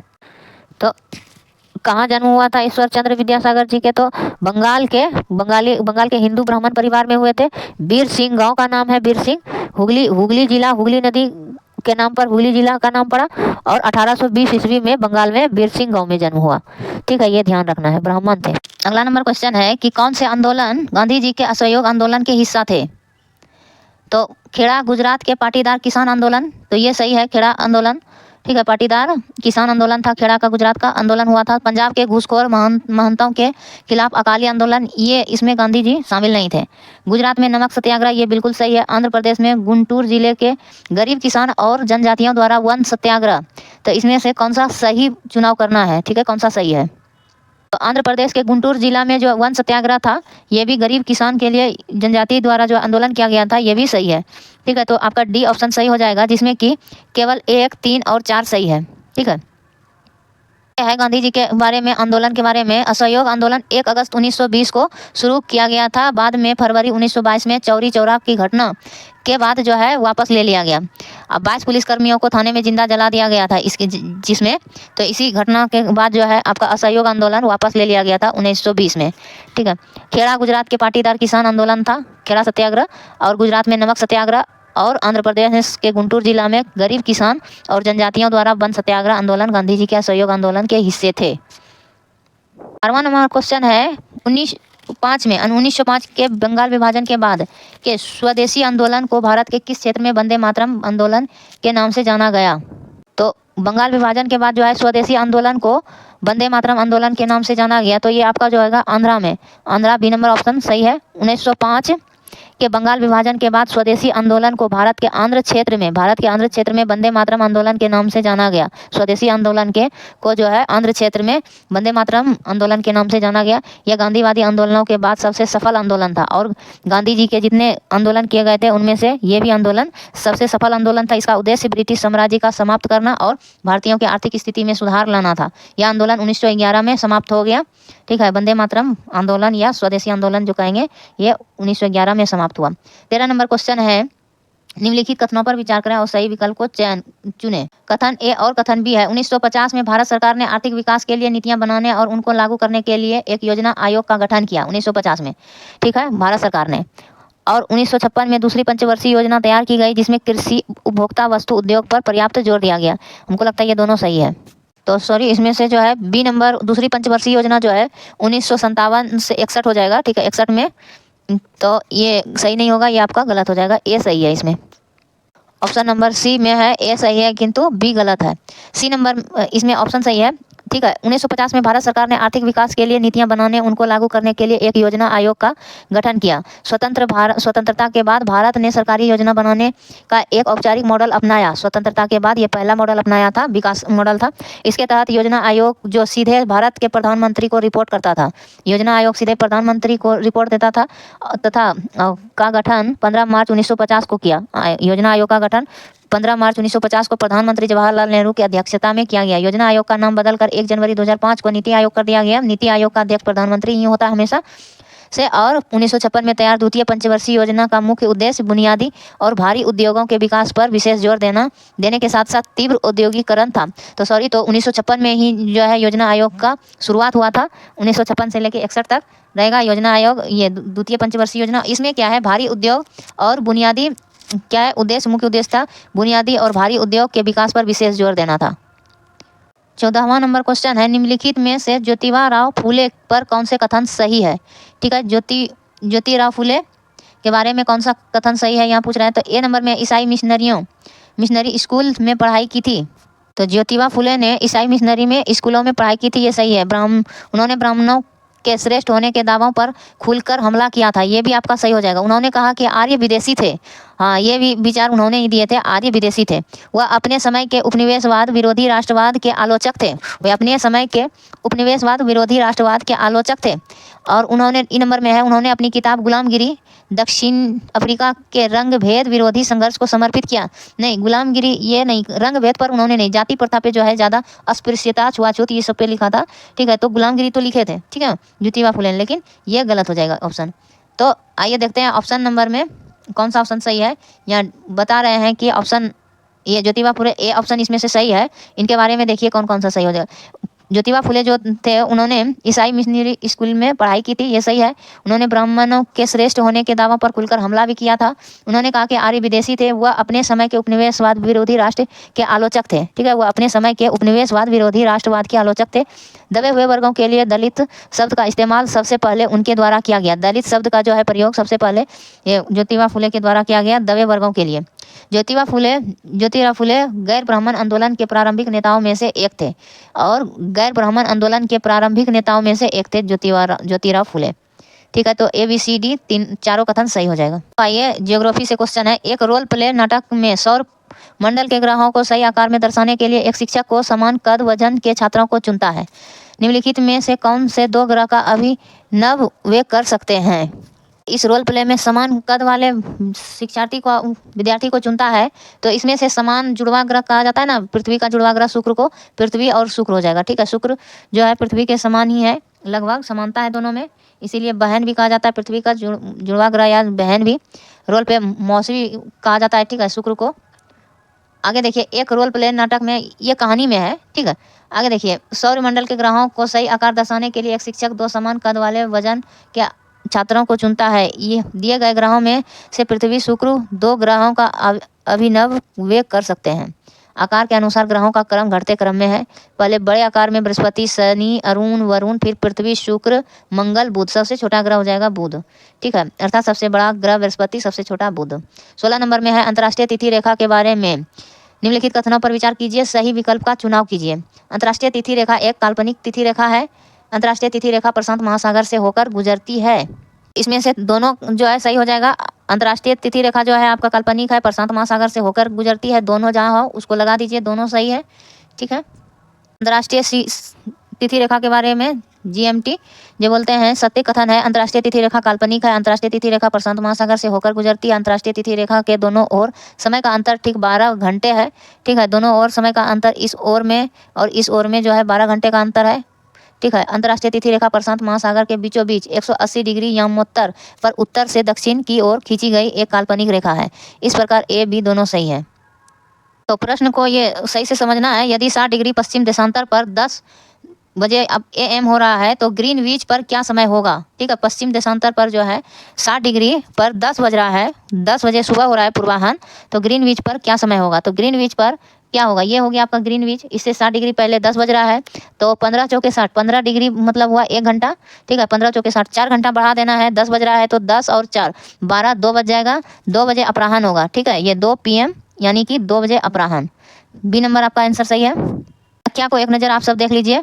ठीक है, जिसका ये 24 घंटे में 360 डिग्री घूमती है, 15 डिग्री तथा 1 डिग्री प्रति 4 मिनट घूमती है। 15 डिग्री बराबर 1 घंटा होता है। ठीक है, ग्रीनविच के 60 डिग्री पश्चिम में स्थित देशांतर पर समय 4 गुना बराबर 240 मिनट। यहाँ देखिए, तो 240 मिनट को जो है 60 से भाग देंगे तो 4 घंटा निकला आपका।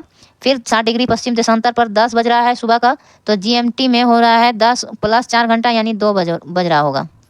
अगला क्वेश्चन है, अगर आप 0 डिग्री अक्षांश पर हैं तो आप इक्वेटर यानी कि खड़े हैं, इक्वेटर पर खड़े हैं, विषुवत रेखा पर। ठीक है, तो ए नंबर आपका सही हो जाएगा। 0 डिग्री अक्षांश पर है तो आप विषुवत वृत्त पर खड़े होंगे। वह काल्पनिक वृत्त जो पृथ्वी को उत्तर और दक्षिण गोलार्ध के 2 बराबर भागों में बांटता है विषुवत वृत्त कहलाता है। यह पृथ्वी पर स्थित है। कहाँ स्थित है? जहाँ सूर्य की किरणें विषुवत रेखा पर लंबवत पड़ती है। सर्वत्र दिन रात बराबर होते हैं। 23 मार्च को संपूर्ण पृथ्वी पर दिन और रात बराबर होते हैं। 23 सितंबर और 21 मार्च को दिन रात बराबर होता है पृथ्वी पर। ये देखिए विषुवत वृत्त 0 डिग्री यही कहलाता है। ठीक है, यहाँ से 23.5 डिग्री, फिर 66.5 डिग्री, इधर भी 23.5 डिग्री, 66.5 डिग्री। यहाँ से आप एक लेंगे, एक ऐसे भी लेंगे, ये हो गया 30 डिग्री, फिर 45 डिग्री। शीतोष्ण कटिबंध, ये उष्ण कटिबंध हो जाएगा, फिर ये शीतोष्ण कटिबंध, फिर शीत कटिबंध हो जाएगा ये, और ये भाग इस प्रकार, ये सब फिर ध्रुवीय क्षेत्र भी शीत कटिबंध में आ जाएगा। इस प्रकार इस क्षेत्र को बांटा जाता है। आगे देखिए 19 नंबर में है प्राकृतिक पर्यावरण के 4 क्षेत्र हैं। इनमें से 2 वायुमंडल और जैवमंडल है, बाकी दोनों हो जाएगा जलमंडल और स्थल मंडल। बी नंबर ऑप्शन सही हो जाएगा। भूमि, जलवायु, पेड़ पौधे, जीव जंतु मिलकर प्राकृतिक पर्यावरण बनाते हैं। प्राकृतिक पर्यावरण 4 क्षेत्र हैं प्राकृतिक पर्यावरण के। जैवमंडल, वायुमंडल, जैवमंडल, जलमंडल, स्थल मंडल। इनमें से स्थल मंडल वह क्षेत्र है जहां हम वन, कृषि, मानव बस्तियों के लिए भूमि, पशु को चराने के लिए घास स्थल प्रदान करता है। वह खनिज संपदा का भी स्रोत है। जल क्षेत्र का जलमंडल कहते हैं, जल क्षेत्र को जलमंडल कहते हैं। नदी, झील, समुद्र, महासागर। और वायु क्षेत्र, वायु की पतली परत को वायुमंडल कहते हैं। ठीक है, यह हो गया आपका। 20 नंबर क्वेश्चन है, निम्नलिखित में कौन से उष्णकटिबंधीय वर्षा वन के बारे में सही है? उष्णकटिबंधीय वर्षा वन के बारे में अभी आपने देखा, कौन 30 डिग्री से 45 डिग्री के क्षेत्र को उष्णकटिबंधीय सदाबहार वन कहा जाता है। इन्हें सदाबहार वन भी कहा जाता है, ये सही है। इन वनों में वृक्ष अलग अलग समय में अपनी पत्तियां गिराते हैं, तो ये नहीं होगा। इन वनों में पाए जाने वाले महत्वपूर्ण वृक्ष साल, सागौन, शीशम, ये भी सही है आपका। इन वनों को मानसून वन भी कहते हैं। तो आपका जो है अलग अलग मौसम में जो है अपनी पत्तियां गिराते हैं, अलग अलग इन वनों में वृक्ष अलग अलग समय पे जो है अपना पत्ती गिराता है, सदाबहार वन कहते हैं। ये भी सही है आपका। ठीक है, ए नंबर। और ये दोनों गलत हो जाएगा, सॉरी। तो यह महत्वपूर्ण वृक्ष साल, सागौन और शीशम जो है ये पतझड़ वन में आ जाएंगे, और इन वनों को मानसून वन भी कहते हैं, ये भी गलत हो जाएगा। उष्णकटिबंधीय वर्षा वन एक ऐसा क्षेत्र है जो भूमध्य रेखा के दक्षिण उत्तर में, भूमध्य रेखा के दक्षिण और उत्तर में, दक्षिण और उत्तर में 28 डिग्री तक ही है, 30 डिग्री नहीं, 28 डिग्री तक ही है। ठीक है, उष्णकटिबंधीय के भीतर ही वे एशिया, ऑस्ट्रेलिया और दक्षिण अमेरिका, ऑस्ट्रेलिया, दक्षिण अमेरिका, मध्य अमेरिका, मैक्सिको और प्रशांत महासागरीय में पाए जाते हैं उष्णकटिबंधीय सदाबहार वन। इन्हें सदाबहार वन भी कहा जाता है। इन वनों में वृक्ष प्रायः अलग अलग समय में अपनी पत्तियां गिराते हैं, अलग अलग समय में अपनी पत्तियां गिराते हैं, ये भी सही है। और यह उष्णकटिबंधीय सदाबहार वन उष्णकटिबंधीय आर्द्र जलवायु समूह से भी संबंधित है। तो अमेजन नदी के बारे में, बेसिन के बारे में पूछ रहा है, कौन सा सही है? अमेजन बेसिन के बारे में, नील नदी इस प्रदेश से होकर बहती है, बिल्कुल गलत है। नील नदी कहाँ बनती है? व्हाइट नील और ब्लू नील जो है, नीली नील नदी दोनों आपस में खार्तूम में मिलती है। यहाँ से नीली नील जो है नील नदी फिर निकलती है, जो कि ये अफ्रीका में है। ठीक है, अफ्रीका प्रदेश में, दक्षिण अफ्रीका में है। तो ये बिल्कुल गलत है। यहाँ का मौसम दिन एवं रात दोनों ही समान रूप से गर्म एवं आर्द्र होते हैं, ये सही है। अमेजन बेसिन जो है दक्षिण अमेरिका में है, और ये ऑप्शन सही है। रात के समय तापमान थोड़ा कम हो जाता है, लेकिन आर्द्रता उच्च बनी रहती है, ये भी आपका सही है। बी और सी नंबर आपका बिल्कुल सही है अमेजन बेसिन के बारे में। आइए जानते हैं अमेजन बेसिन के बारे में। ये बी नंबर और सी नंबर सही है। अमेजन बेसिन के बारे में, यहाँ का मौसम दिन एवं रात दोनों समय समान रूप से गर्म एवं आर्द्र होता है। रात के समय तापमान थोड़ा कम हो जाता है, लेकिन आर्द्र उच्च बनी रहती है, आर्द्रता में उच्चता रहती है। अमेजन बेसिन के लोग टेपियोका, यहाँ ध्यान दीजिएगा, टेपियोका, अनानास, शकरकंद उगाते हैं। कॉफ़ी, मक्का, कोको जैसी नकदी फसलें भी उगाई जाती है अमेजन बेसिन में। अमेजन बेसिन दक्षिण अमेरिका का हिस्सा है, जो अमेजन नदी और उसकी सहायक नदियों द्वारा सिंचित किया जाता है। तो यहाँ बी और सी सही ऑप्शन है।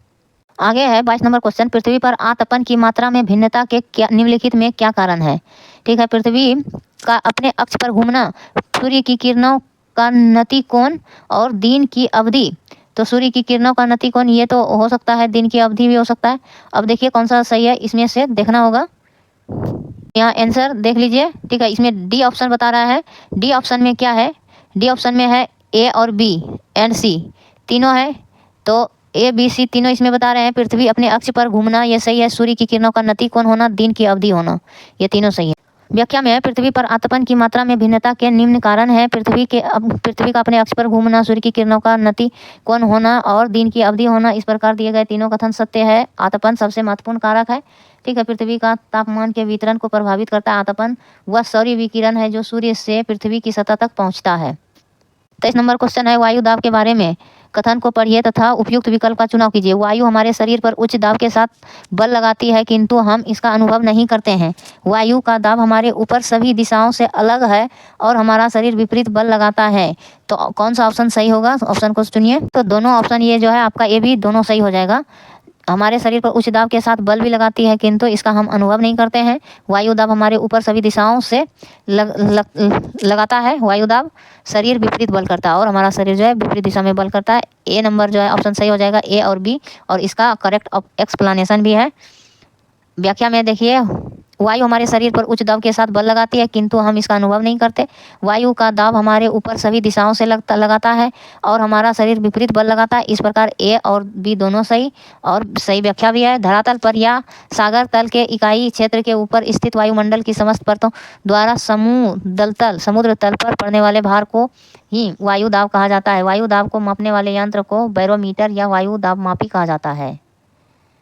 अगला क्वेश्चन है, शैल खनिज अवयवों के निश्चित कथन है। ए नंबर, शैल खनिज अवयवों के निश्चित संगठन वाले एक या एक से अधिक खनिजों का एक समूहन है। खनिज बिना किसी मानवीय हस्तक्षेप के प्राकृतिक प्रक्रियाओं द्वारा निर्मित होता है। तो ये दोनों सही है आपका। ठीक है, दोनों सही है। सॉरी, ए जो है गलत है और बी सही है आपका। ए सही हो जाएगा आपका, ए गलत हो जाएगा और बी सही है। ठीक है, शैल खनिज अवयवों के निश्चित संगठन वाले एक या एक से अधिक खनिजों का एक समूह, ये गलत हो जाएगा। मानवीय हस्तक्षेप की प्राकृतिक प्रक्रियाओं द्वारा ये जो है खनिज ये बनता है बिना मानवीय हस्तक्षेप से।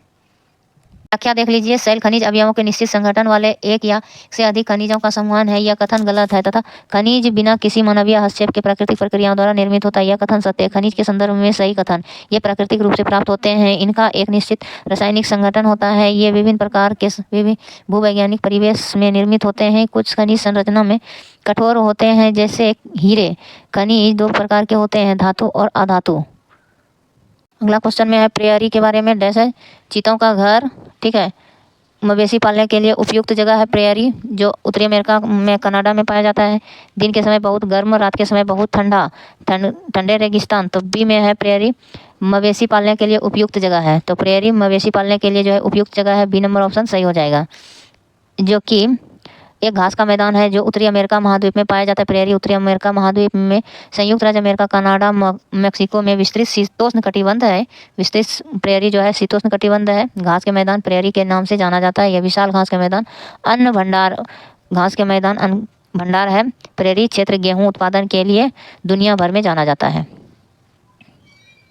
आगे है अलवणीय जल की आपूर्ति की कमी के मुख्य कारक। अलवणीय जल की आपूर्ति की कमी के मुख्य कारक है।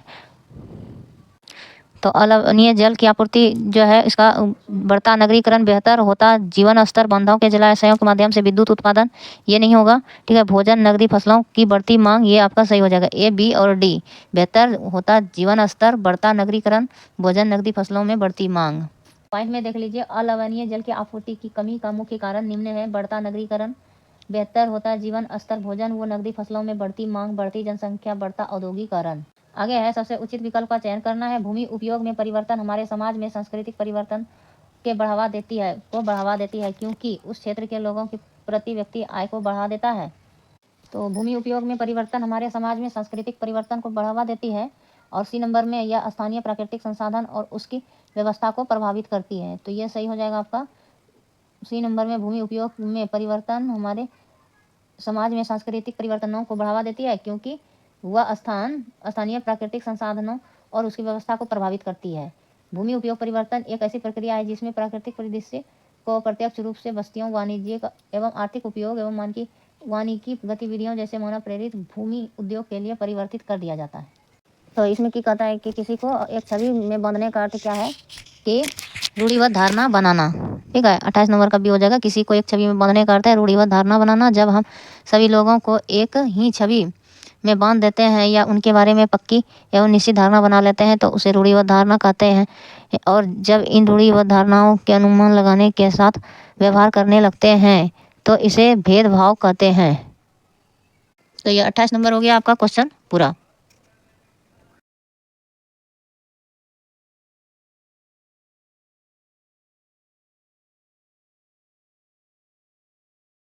नंबर क्वेश्चन है आपके सामने, कथन और कारण में दिया गया है।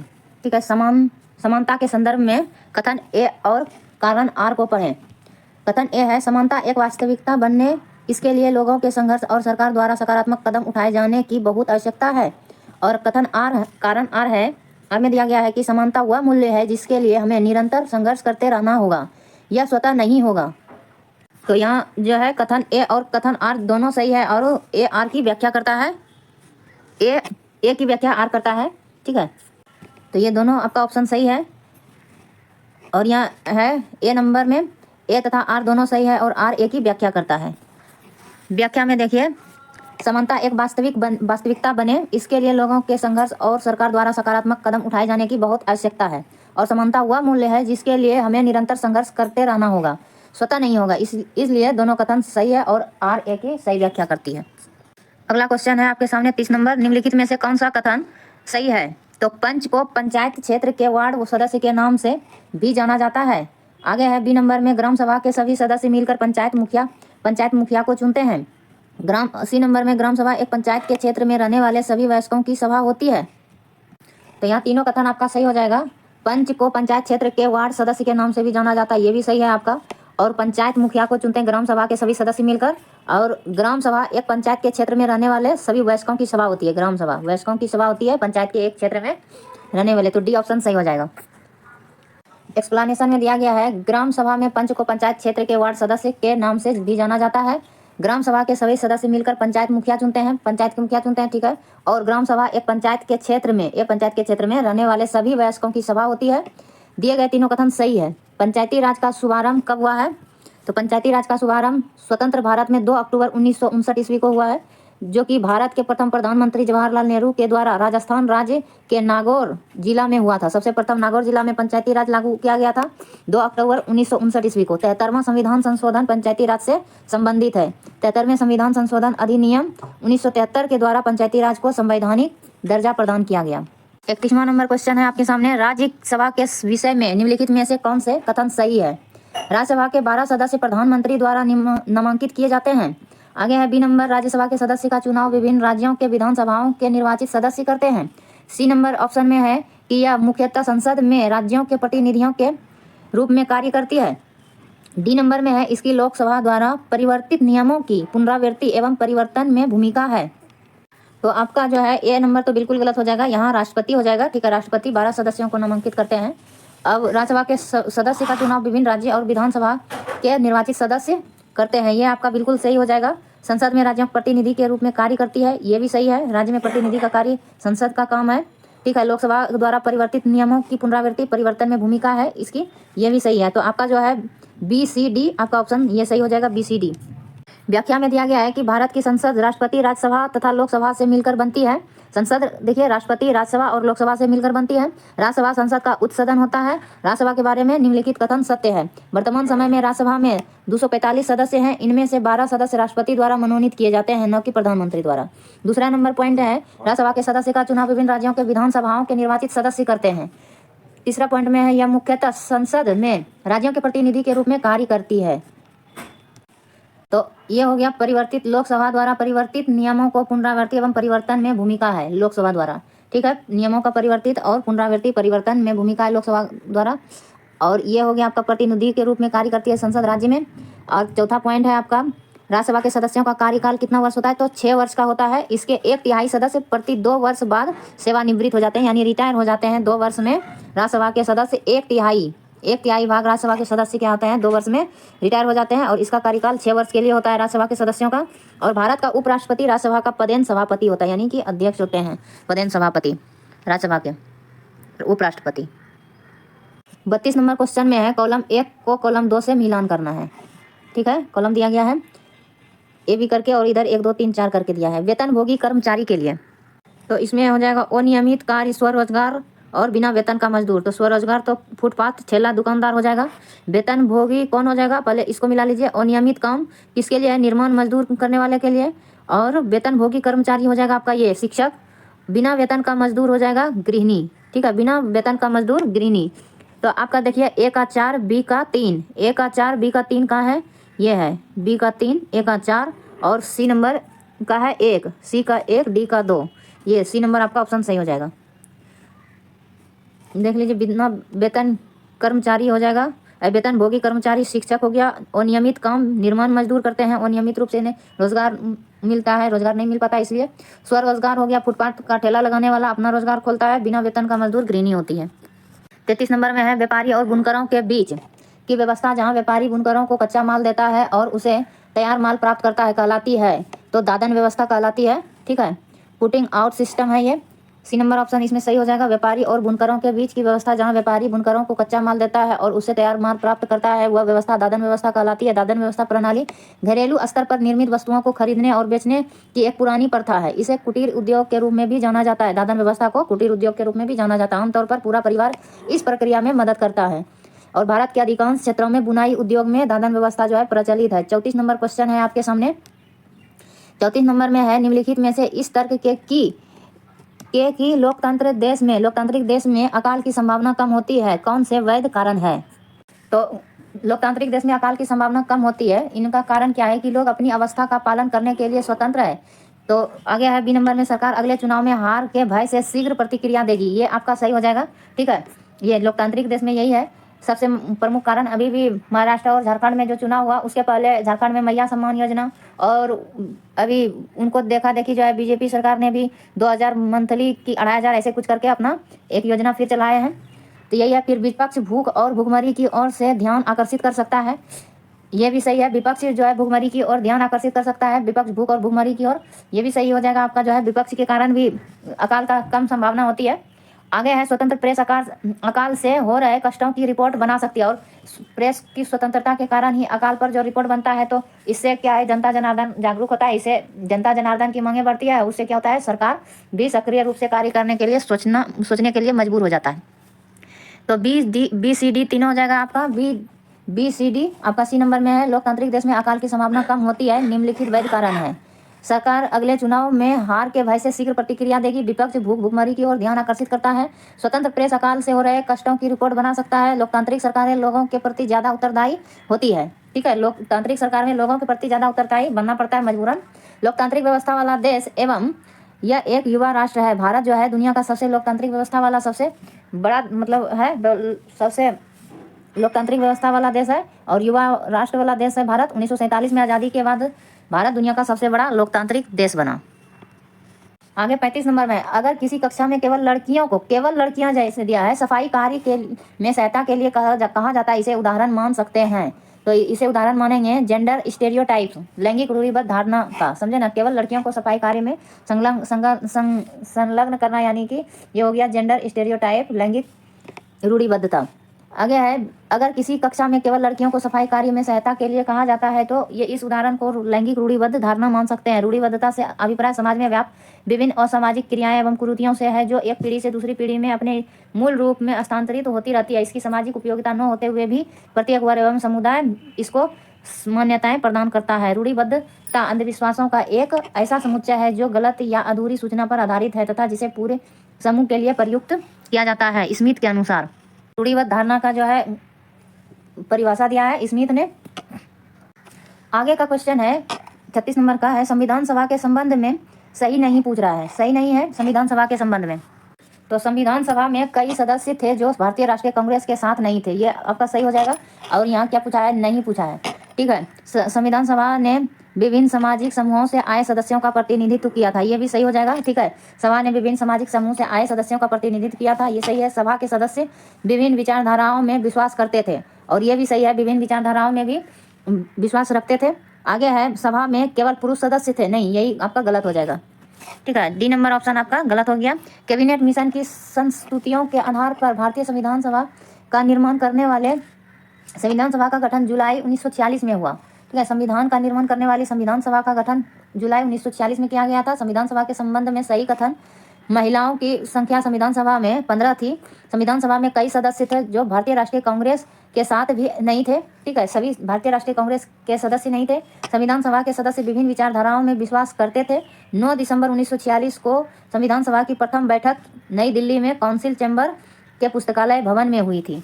काउंसिल चैम्बर के पुस्तकालय भवन में हुई थी नई दिल्ली में 9 दिसंबर को। संविधान सभा का गठन कब हुआ था? जुलाई 1946 में, और 9 दिसंबर को प्रथम बैठक हुई थी। और सच्चिदानंद सिन्हा को अस्थायी अध्यक्ष चुन लिया गया था। डॉक्टर राजेंद्र प्रसाद को फिर 11 दिसंबर से क्या है, अस्थायी अध्यक्ष घोषित किया गया, ठीक है। इसमें 15 महिला क्या है, गलत है, क्योंकि डी नंबर ऑप्शन गलत है, क्योंकि सभा में केवल पुरुष सदस्य नहीं थे, सभा में 15 महिला भी सदस्य थी।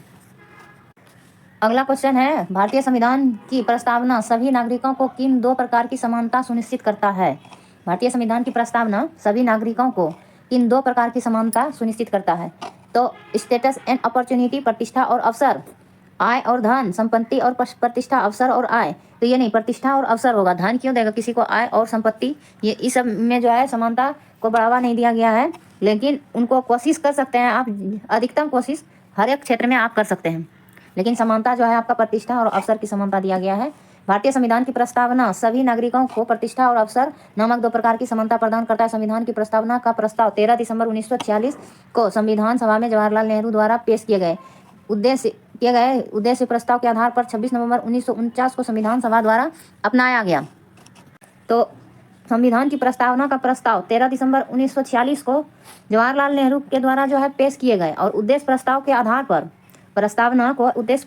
आधार पर 26 नवंबर 1949 को संविधान सभा द्वारा अपना लिया गया, 26 नवंबर 1949 को, और पेश किया गया था 13 दिसंबर 1946 को जवाहरलाल नेहरू के द्वारा प्रस्तावना का प्रस्ताव, ठीक है। 42वें संविधान संशोधन 1976 ईस्वी के द्वारा इसमें समाजवादी, धर्मनिरपेक्ष, राष्ट्र की अखंडता शब्द जोड़ा गया। तो ये 3 शब्द है, समाजवादी, पंथ निरपेक्ष और राष्ट्र की अखंडता।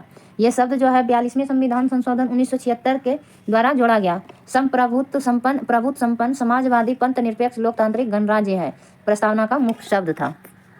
38 नंबर क्वेश्चन है, विधायिका और कार्यपालिका न्यायपालिका के काम में हस्तक्षेप नहीं कर सकते। विधायिका और कार्यपालिका न्यायपालिका के कार्य में हस्तक्षेप नहीं कर सकते हैं। यह कथन भारतीय संविधान के किस सिद्धांत को दर्शाता है? तो यहाँ क्या है, बेसिक स्ट्रक्चर, तो ये नहीं हो जाएगा। सेपरेशन ऑफ पावर यानी शक्तियों का बंटवारा, ये जो है विधायिका, कार्यपालिका और न्यायपालिका के कार्य में हस्तक्षेप नहीं कर सकते हैं। यह कथन भारतीय संविधान के शक्तियों में बंटवारा सिद्धांत को दर्शाता है। भारतीय सर्वोच्च न्यायालय का उद्घाटन 28 जनवरी 1950 को किया गया था। सर्वोच्च न्यायालय का जो है उद्घाटन 28 जनवरी 1950 को किया गया था। इसने भारत के संघीय न्यायालय की स्थापना की, जो भारत सरकार अधिनियम 1935 के तहत स्थापित किया गया। भारतीय न्यायपालिका की संरचना 3 स्तरीय है, उच्चतम न्यायालय, उच्च न्यायालय और अधीनस्थ न्यायालय। भारत के 1 उच्चतम न्यायालय है और 25 उच्च न्यायालय है। 39 नंबर में है, कथन ए और बी को पढ़िए, उपयुक्त विकल्प का चयन कीजिए। भारतीय राज्य का कोई आधिकारिक धर्म नहीं है। और बी नंबर में है, सरकारी नौकरी में धर्म और अल्पसंख्यकों के लिए आरक्षण का प्रावधान है। धार्मिक अल्पसंख्यकों के लिए आरक्षण का प्रावधान है। इसमें सही कथन बोल रहा है, तो ये आपका जो है गलत हो जाएगा, ठीक है। धार्मिक अल्पसंख्यकों के लिए आरक्षण का प्रावधान नहीं है। भारतीय राज्य का कोई आधिकारिक धर्म नहीं है, ये सही है, कोई आधिकारिक धर्म नहीं है भारतीय राज्य का, इसलिए सी नंबर ऑप्शन आपका सही हो जाएगा। ए सही है, बी गलत है। भारतीय राज्य का कोई आधिकारिक धर्म नहीं है, यह कथन सत्य है। सरकारी नौकरी में धार्मिक अल्पसंख्यकों के लिए आरक्षण है, यह कथन गलत है। सरकारी नौकरियों में SC, ST, OBC, EWS और विकलांगों को आरक्षण दिया गया है, जो कि सभी धर्म के लोगों के पिछड़े वर्ग हेतु है, सभी धर्म के पिछड़े वर्ग के लोगों के लिए। इस प्रकार बी कथन जो है गलत है। 40 नंबर में है, भोपाल गैस त्रासदी के संबंध में सही कथन को चुनना है। तो यूनियन कार्बाइड आश्चर्यचकित रह गई थी जब त्रासदी हुई। यूनियन कार्बाइड आश्चर्यचकित रह गई थी जब त्रासदी हुई थी। बी नंबर ऑप्शन है, यूनियन कार्बाइड देश छोड़ने से पहले विषैले रसायनों की साफ सफाई की थी। आगे है, जहरीली गैस के संपर्क में आने वाले अधिकांश लोग गरीब कामकाजी परिवार थे। और इस डी में है, इस त्रासदी से जीवित बच निकलने वाले लोगों ने सर्वोच्च न्यायालय में बिना अपील किए कंपनी द्वारा दिए गए मुआवजे को स्वीकार किया।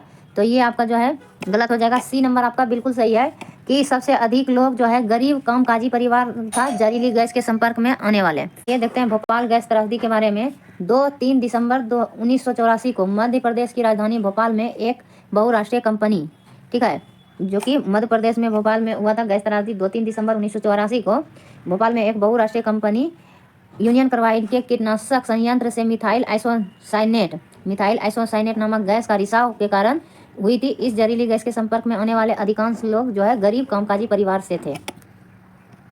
41 नंबर क्वेश्चन है, नागरिक शास्त्र की नियमावली राजनीतिक विज्ञान किए जाने के पीछे क्या दृष्टि है? नागरिक में आज्ञाकारिता एवं निष्ठा को नागरिकों में सुनिश्चित करना। आज्ञाकारिता जो है ये आपका गलत हो जाएगा। एक ऐसे सभ्य समाज की स्थापना करना जो नियम एवं कानूनों का, सिर्फ नियम कानूनों का अनुसरण करने से क्या होगा? ऐसे सभ्य समाज का जो है स्थापना करना जिससे व्यक्ति का अधिकतम जो है भला हो सके।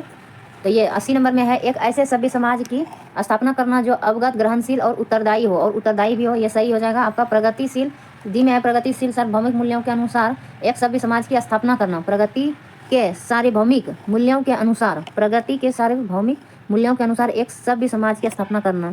तो ये भी आपका सही लग रहा है। और देखिए ऑप्शन जो है सी नंबर ऑप्शन इसमें सही बता रहा है कि अवगत, ग्रहणशील और उत्तरदायी हो, एक ऐसे सभी समाज की स्थापना करना जो अवगत, ग्रहणशील और उत्तरदायी हो। ये दोनों जो है आपका सेम लग रहा है।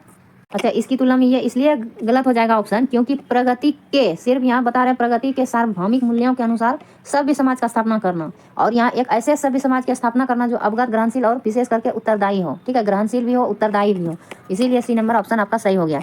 नागरिक शास्त्र की नियमावली राजनीतिक विज्ञान किए जाने के पीछे दृष्टि है कि एक ऐसे सभ्य समाज की स्थापना करना जो अवगत, ग्रहणशील एवं उत्तरदायी हो।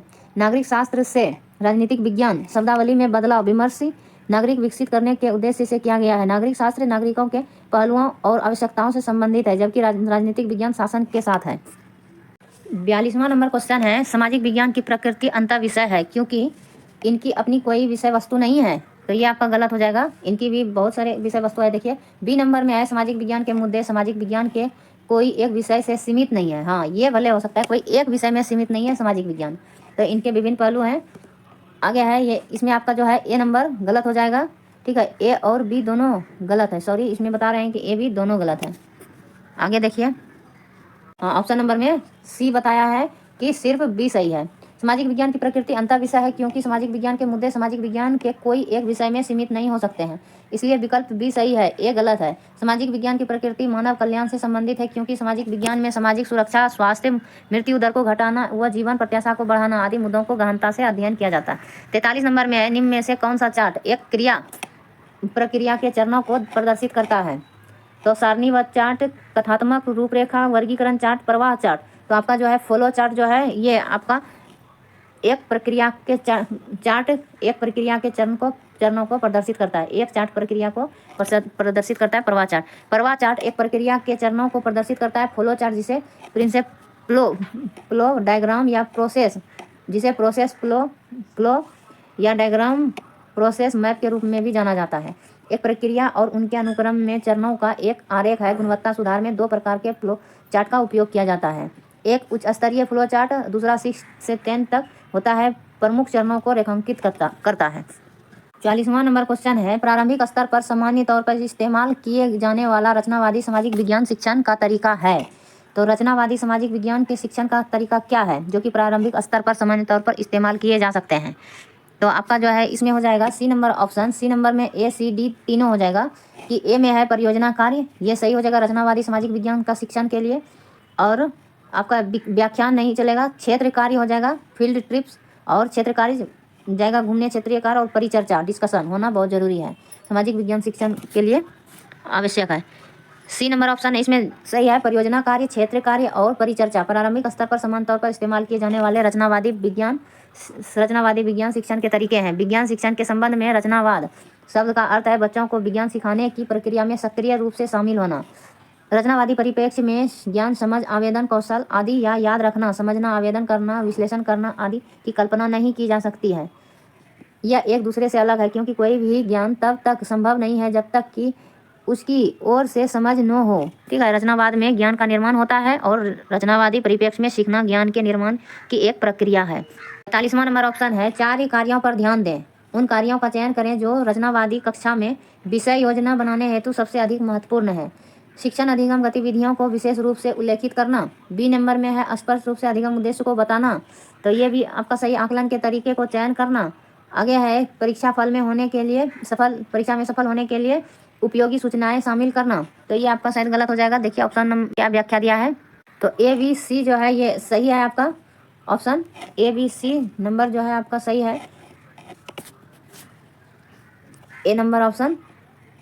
शिक्षण अधिगम गतिविधियों को विशेष रूप से उल्लेखित करना, स्पष्ट रूप से अधिगम उद्देश्य को बताना और आकलन के तरीके का चयन करना रचनावादी कक्षा में विषय योजना बनाने हेतु सर्वाधिक महत्वपूर्ण कार्य है। रचनावादी कक्षा में शिक्षार्थी समूह में अंतःक्रिया करते हैं तथा कक्षा में सक्रिय रूप से कार्य करते हैं। रचनावादी कक्षा कक्ष निम्नलिखित को प्राथमिकता देता है। मित्र शिक्षक मित्र बन के रहे, सामूहिक गतिविधि किया जाता है, आत्म मूल्यांकन होता है। रचनावादी कक्षा कक्ष में गरिमापूर्ण चर्चा की जानी चाहिए, सहकारी शिक्षा और बातचीत में आमने सामने होना चाहिए। पाठ योजना क्या है कि अध्यापक एक पाठ को पढ़ाने के लिए उसे कई छोटी छोटी इकाइयों में बांट लेते हैं और एक इकाई की विषय वस्तु को एक कलांश में पढ़ाता है इस विषय वस्तु को पढ़ाने के लिए एक विस्तृत रूपरेखा तैयार करनी पड़ती है, जिसे दैनिक पाठ योजना कहा जाता है। 46 नंबर क्वेश्चन है, निम्नलिखित में से उद्देश्य ग्रहण की अवधारणा के शिक्षण में विशिष्ट उद्देश्य नहीं है। तो अब आ गया है आपका जो है पेडागोजी शिक्षण शास्त्र, तो उद्देश्य ग्रहण की अवधारणा के शिक्षण में विशिष्ट उद्देश्य नहीं है। तो ऑप्शन में ए में है ग्रहण कैसे होते हैं विद्यार्थी इस प्रक्रिया को समझा पाएंगे। ऑप्शन नंबर बी में है विद्यार्थी भौतिक दुनिया के बारे में जागरूकता विकसित कर पाएंगे। क्या है, बी नंबर में है विद्यार्थी भौतिक दुनिया के बारे में जागरूकता विकसित कर पाएंगे। यह कथन उद्देश्य ग्रहण की अवधारणा के शिक्षण में विशिष्ट उद्देश्य नहीं है। ठीक है, तो यहाँ नहीं पूछा है विशिष्ट उद्देश्य शिक्षण का विशिष्ट उद्देश्य नहीं है, तो ए आपका सही हो जाएगा। ग्रहण कैसे होते हैं विद्यार्थी इस प्रक्रिया को समझा पाएंगे, ये विशिष्ट उद्देश्य है, लेकिन भौतिक दुनिया के बारे में जागरूकता विकसित कर पाएंगे ये विशिष्ट उद्देश्य नहीं है ग्रहण का। यानी कि ग्रहण में जो है जागरूकता ग्रहण में नहीं आएगा, भौतिक दुनिया को जागरूक करना ये ग्रहणात्मक उदाहरण नहीं होगा। ठीक है, और बाकी सब ये ग्रहणात्मक उदाहरण हो जाएगा कि वैचारिक जो है विद्यार्थी ग्रहण का वैचारिक प्रतिरूप अपना विचार को जो है आरेखों के द्वारा प्रकट कर सकते हैं, ये आपका ग्रहणात्मक अवधारणा है, दर्शा पाएंगे। ग्रहण कैसे होते हैं ये भी ग्रहणात्मक शिक्षण के एक उद्देश्य है। अब देखिए यह कथन उद्देश्य ग्रहण की अवधारणा के शिक्षण में विशिष्ट उद्देश्य नहीं है, ये हो गया आपका। अब देखिए ग्रहण की अवधारणा शिक्षण में विशिष्ट उद्देश्य है। ग्रहण कैसे होते हैं विद्यार्थी इस प्रक्रिया को समझ पाएंगे, ये सही है। विद्यार्थी ग्रहण का वैचारिक प्रतिरूप आरेखों के द्वारा दिखा पाएंगे। विद्यार्थी ग्रहण कैसे होते हैं मॉडल के माध्यम से भी दर्शा पाएंगे। ठीक है, अब 47 नंबर क्वेश्चन है आपके सामने। बाजारों और उनकी कार्यविधि की संकल्पना को सुदृढ़ करने के लिए एक शिक्षक के पास उसकी इकाई योजना यूनिट प्लान में 3 विषय हैं। तो यहाँ पहले हो जाएगा आपका मोहल्ले के बाजार, फिर बाजारों की श्रृंखला हो जाएगा, उसके बाद बाजार और मूल्य वृद्धि वैल्यू एडिशन हो जाएगा आपका। कार्यविधि में बाजारों की और उनकी कार्यविधि संकल्पना को सुदृढ़ करने के लिए यूनिट प्लान ये हो जाएगा BCA। तो आपका पहले BCA हो जाएगा, बी नंबर में है बाजारों और उनकी कार्यविधियों की संकल्पना को सुदृढ़ करने के लिए एक शिक्षक के पास उसकी इकाई योजना यूनिट प्लान में 3 विषय निम्न है: मोहल्ले के बाजारों की श्रृंखला, बाजार और मूल्य वृद्धि।